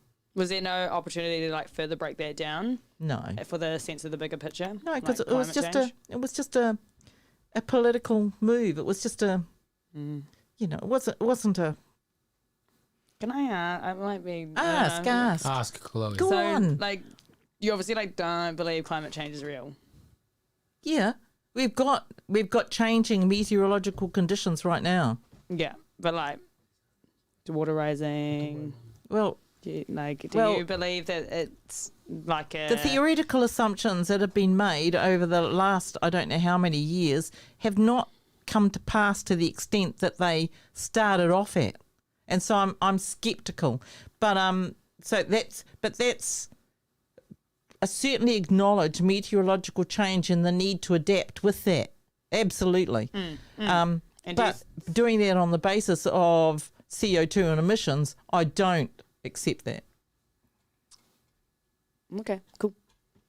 And I just think that's the quickest way to ruin economies, to be quite frank, and put a huge amount of cost on households. And they're already groaning under costs right now. But like, has it happened before though? Like, has the environment ever been as like? Yes, of course it has. If you While we've understand, had if you understand, society like at this peak, we were somewhat able to help. Or during dinosaur somewhat times, reverse there was way more CO2 in the atmosphere than there currently is. during dinosaur times. And so very few men and women. And so we've had a number of mini ice ages over the millennia. So it's about understanding the planetary life cycle as much as anything. I have a good one here that I wanted to talk about, so I'll read this because it connects to my thoughts. Why should children get involved in government, and are you involved in local educational curriculum development and initiatives? No? You involved in that Thames one you were just talking about? Oh, Te Huarahi is isn't with it Ministry of Social Development and Police. It's a youth program. How do we get teenagers to collaborate, to be part of politics, to make sense of it, because it's essential for everybody? How do we do it? So when I was a member of Parliament, one of the things I did when I was first down there, I actually wrote a bill. I called it the School Soup Days Bill, and it was a complete bill that I put together. And one of my colleagues, he said he actually was quite surprised but blown away by the fact that I'd written this bill. And then because I was quite keen to see how it went in schools as a role-playing exercise. So I was quite fortunate that one of the Waihi Beach primary schools invited me in to do it, have a mock Parliament day. And so the class divided in half. They got into about 4 or 5 groups. We called them different things. I can't remember what the names of the groups were. And they either were for or against the bill.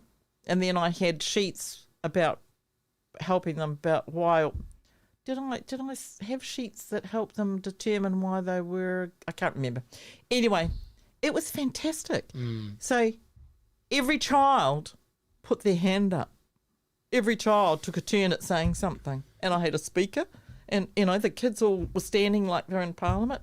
And they got right into it.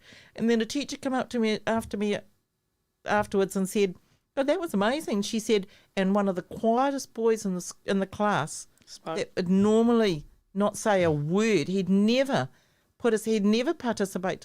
He did. He spoke. Oh, wow. That's cool. They all had a go. And so they have an education office down in Parliament, and I showed it to them, and they heard about what I was doing, and they saw what I was doing with the kids. And so they said, they said that they were going to adopt it and hold mock parliaments themselves, but they couldn't use mine. There you go. Right, Okay. right. Because it would have been favouring a... Oh, yeah, no, that's true. Yeah, So they had to drop it. But they enjoyed it. I got on really well with the staff at Parliament. I really enjoyed them a lot. Is there anything that the Labour government is doing that you find value in it? You see as a positive thing? Working with Kaingoora was great. Really good team working at Kaingoora. MB, Ministry of Business and Innovation, they're really good to work with. A lot of work involved, and it's an ongoing process. I'm concerned about the under-resourcing of police and Waka Kotahi, which is our transport, the roading side of things. They're really sweating the roading asset and not providing the funding to the level it should be. What about Jacinda? Anything that you liked or disliked? Well, disliked no, because No, we're I'm not going long. to comment about individuals. Yeah. What about the way that New Zealand do I handled? have? What was- well, I'm just thinking. I was about to say that, but then I was like, Just as soon as you say something like that, you always know that, no, you've She blown that one did. already. Yeah, she already did. Nah, because a lot of people criticize the way that Jacinda handled the pandemic.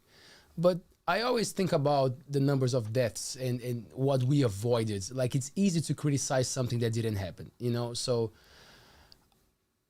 is there any part of that process? Because it was so hard. Imagine being in power for such a delicate moment in time, in the world, like for everybody.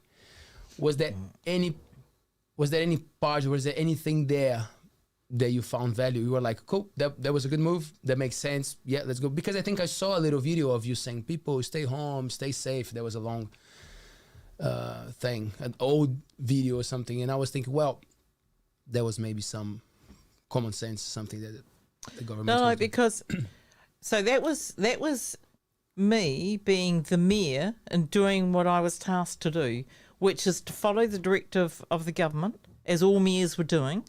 And we were required under the Civil Defence and Emergency, the Pandemic Civil Defence and Emergency Response, we were required to do that. And so I was fulfilling my roles and functions as the mayor in giving the instruction and direction to the communities. And so every mayor did that throughout the country. Right. Okay. But you didn't say if anything was good or you agreed with any move that they made. And you won't. Well, it's But maybe you did. so I'm just...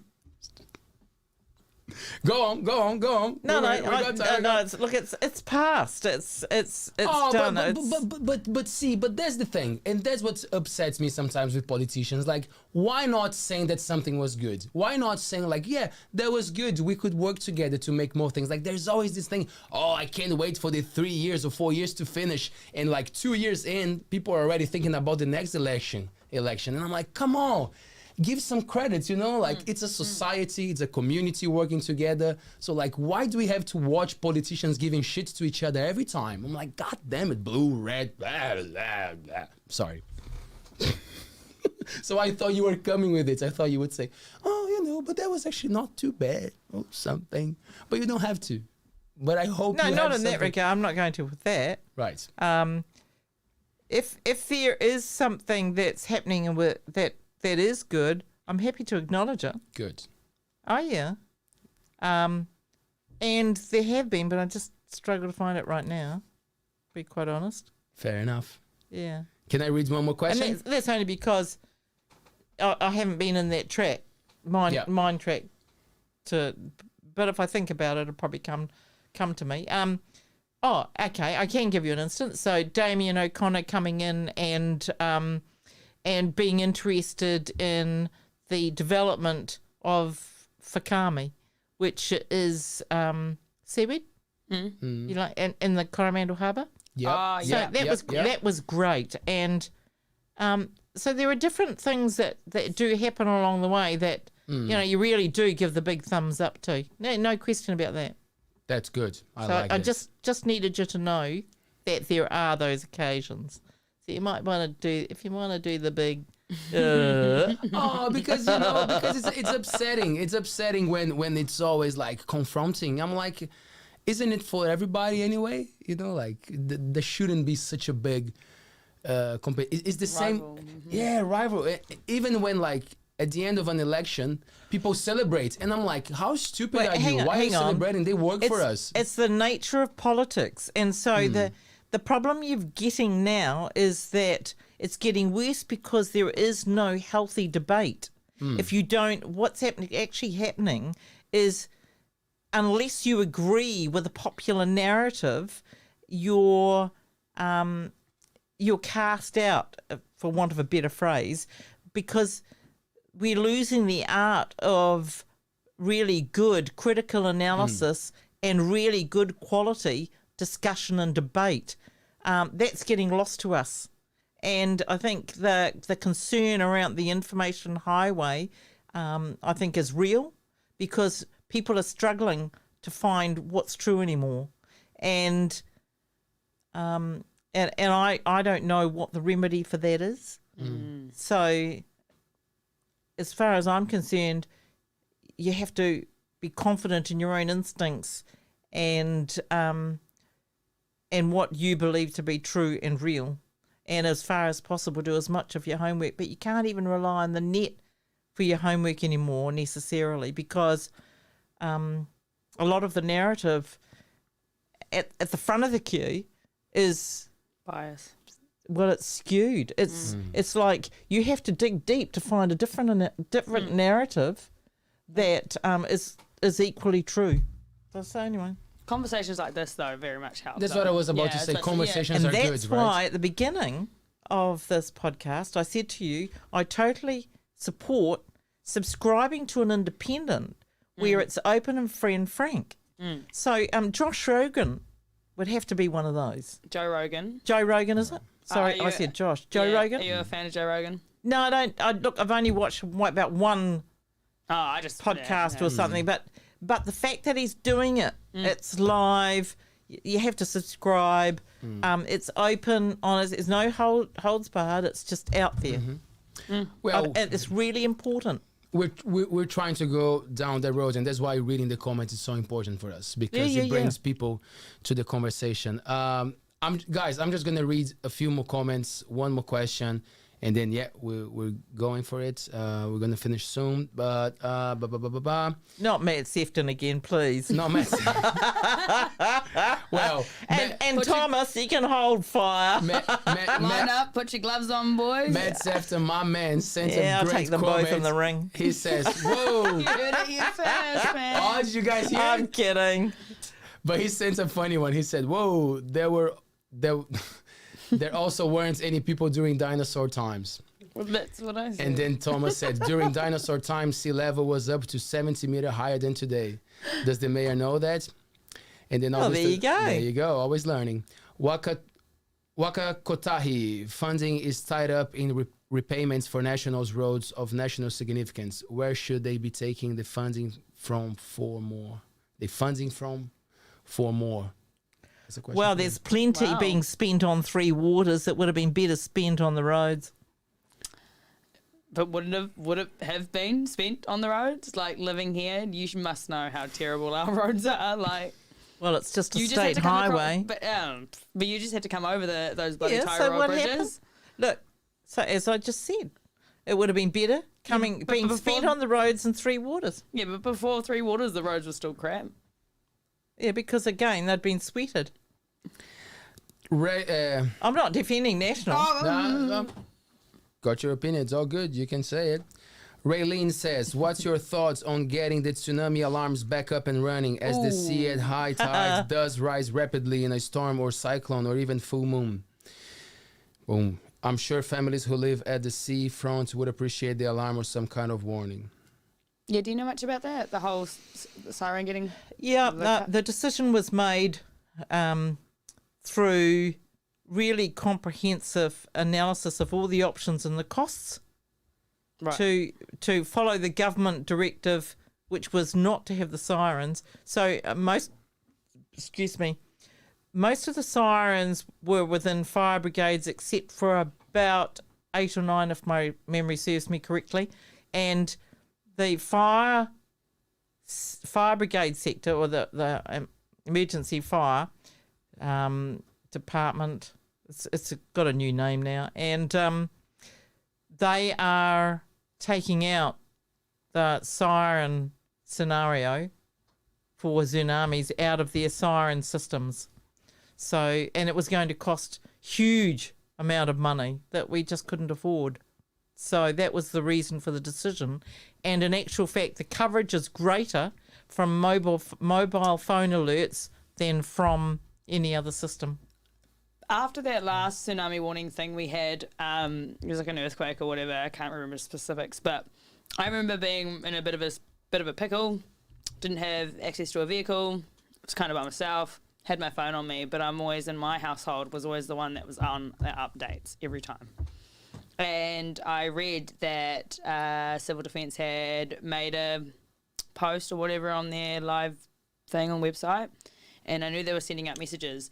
It was about 2 or 3 hours later they sent a message, which was the danger alert, but that had already been out at like 9 o'clock. So, for example, like it was the message, all of a sudden everyone's phones went buzz at like 11, reporting this message that was the big alert to evacuate, which had already been posted earlier that morning, but by that time it had already dropped low alert. So I was watching the town evacuate when I am reading live on my phone that everything was actually fine and you didn't have to evacuate up the hill or out of town. So I didn't really think the phone system thing worked at that time.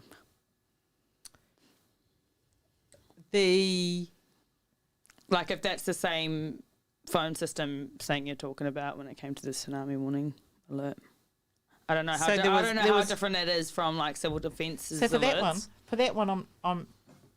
If my memory serves me correctly, they didn't actually put out a warning for the Coromandel on that last one. If my memory serves me, it was they made people aware of the potential, but that there wasn't an actual alert. It's the whole idea of like the alert on your phone. Your phone makes this ringing sound, and if it went off right now, you would have 4 of our phones just this intense ring. Yeah.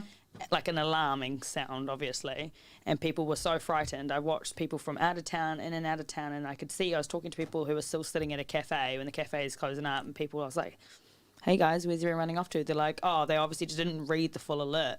That came out 2 hours ago on the site, but it's just been sent to their phone. Now they're in their car taking off. Like that system didn't really work that well, but there was no alarm that day, I don't think. No, there wasn't. Exactly. So that phone system thing kind of flopped. A lot of people ran out of town. People had to close business. People lost a lot of revenue. People lost revenue, cost money for gas. People, the panic. I didn't have to work that day. Lots of people didn't have to work that day. It's a bugger. The fright, you know?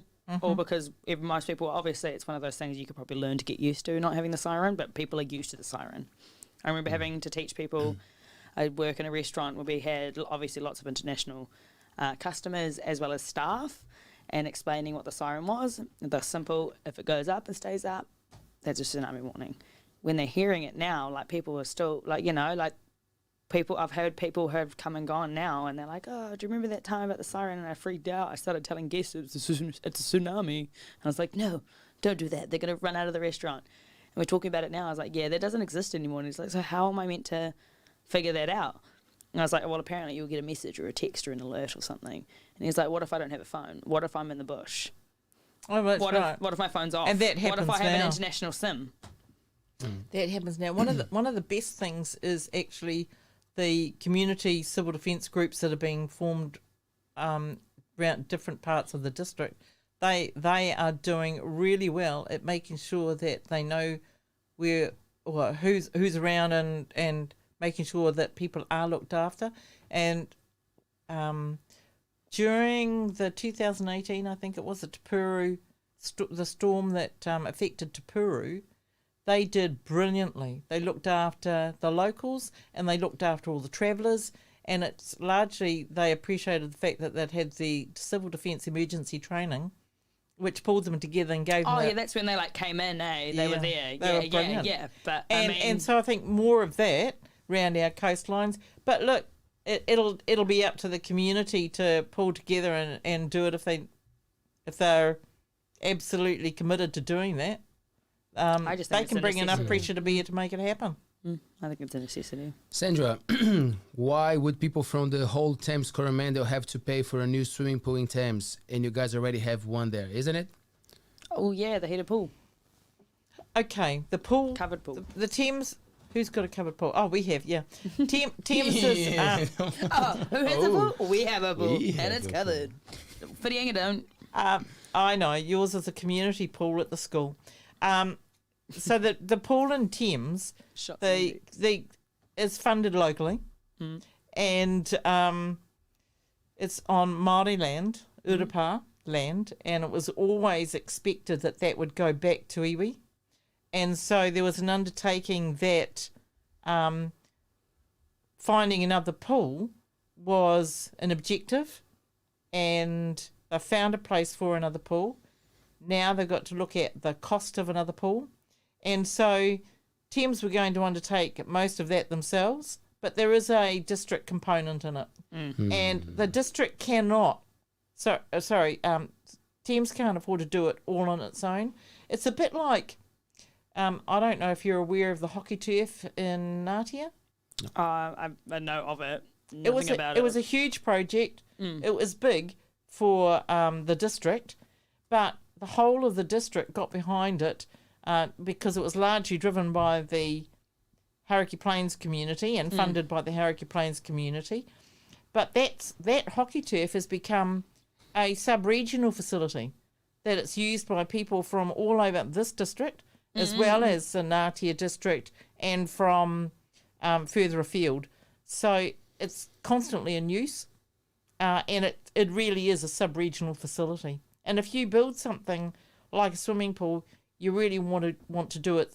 You want to do it right, and you want to do it to an extent that it does give you a better facility for swimming sports and competitions than what they have currently. But it's still the Thames pool is still a swimming and competition pool training facility. Yeah, but people do come from other parts of the district to train there. Oh yeah, like our whole pretty much swimming club goes over there because they have to. Like, I mean, kind of sucks. Look, it would be great if we could afford to have pools everywhere, but we can't. You find some way of making that cost effective. I think there's a team of people that really actually niggle into that. I hope they're listening. Sandy, if that's you. There you go. If it's you, Sandy, come on. Our audience Have my from back, Sandy. Thames. Come on. Oh, not you, Sandy. The Sandy that was asking the question. About your local pool here. About that look, stuff. I just have a toe in it. That's it. I just You've got some really good, strong, dedicated people that do an awesome job on the local community pools, whether it's here, Coromandel, Whangamata, or Thames. And they're all incredibly dedicated, and we'd love to provide them all with a decent facility, but it just can't afford it. Right. That's why when we put out our long-term plan, we put out the must-haves and the nice-to-haves, because it's incredible the amount of stuff that falls into the nice-to-haves. The must-haves are the things like water, wastewater, stormwater. The nice-to-haves are just about everything else. So would it just... To be correct, because I did personally. So you were saying that the current pool is on Māori land. Yes. And there is, I don't even know the right terminology. Called Taipei Park. And there's like a vibe or whatever, a plan to remove that. Yeah. To give the land back. Yeah. And was that the whole idea? Is that where to move the new pool? Where to put it? There is a site for a new pool. All right. Yeah. And that's there is land. Yeah. Ah, okay. Yeah. I get it now. And it's on the Ngāti Maru Highway. Oh, and that's up Ngāti Maru. Yeah, and so the Taipei Park will go back to Ngāti Maru, and so the only thing stopping that from happening is just the fiscal constraint, the monetary constraint, to be able to put up a new facility elsewhere, and it's sub-regional because it will be sub-regional. Do it decent enough and it becomes sub-regional. But it's not just a swimming pool. We'd also be moving the sports complex from Rhodes Park and creating and the netball courts and everything because it's higher ground. Oh, so it's going over there. Whereabouts is the pool going? Because I know where Rhodes Park is. Well, no, it's not going on to Rhodes Park. No, but where is it? So Rhodes Park and the netball courts will go with the pool. further along where the pool would be. Oh, yeah. So it becomes a whole aquatic sports like a multi-sport centre. Yeah. Okay. Cool. Sandra. Yes. Leave a message to our audience. We're coming to the end of the show. Just as mayor, I just love being mayor for this district and helping the people of the district as much as I can and just doing that in the best way possible and being as honest and respectful as possible. So there, it's out there. And, you know, there are people around you that can help you if you need help. There's always someone. Nice message. Nice message. Do you want to leave a message? It's been very cool talking to you and meeting you. I can't wait to see you Labour weekend. Sorry guys, I don't believe I'm single anymore. I've got a bit of a big date coming up on Labour weekend. There's a thing happening. Shout out to everyone that's interacted with us on our live chat. We really appreciate it. Keep it up. Great questions. I've been very informed, so thank you. What a You're pleasure, awesome. Sandra. Thank you. Thank you both so much. This is something I do support. I think it's great. Bring it on.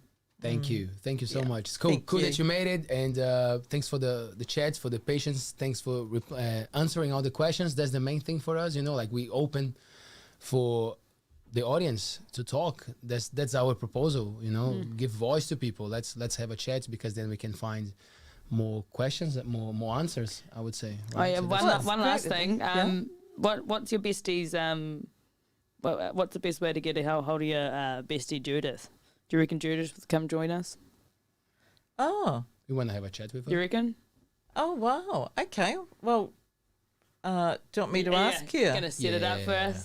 Yeah. We'll talk about it after. We'll talk about No it. promises, but I'm happy to talk to her about it. That'd be cool. Cool. To love Okay. it. To love And it. you might want to get Mayor Ash Tanner. Absolutely. Yeah. Oh, you love Ash. Yeah. So he's into his cars as well. Oh, does he have a single son as well? Does tattoos as well. Oh, yeah. I'm into tattoos. He's got a couple of sons, but I don't know how single they are. Oh, yeah. Is he single himself? No, it's beautiful wife. Beautiful. Oh, well. Yeah. Sandra, thank you so much. Thank you. It's been a pleasure. Thanks, Chloe. Yeah, thanks, And man. for you at home, thank you so much. We're live 3 times per week, every Monday, Wednesday, and Friday, 7 p.m. You can always interact on our live chat. Send your questions. Don't forget to subscribe to our channel. You support the growth of our platform. We want to bring people from all areas, the ones who we agree, the ones who we don't agree, but we're all humans and we should be able to have a chat, right? We don't have to fight. Be smart. I'll see you on Wednesday with Daryl Bird from Dive Zone, legendary person from Fitzhanga, from the Coromandel. I'll see you there. Bye. Kia ora. ALTBAYS.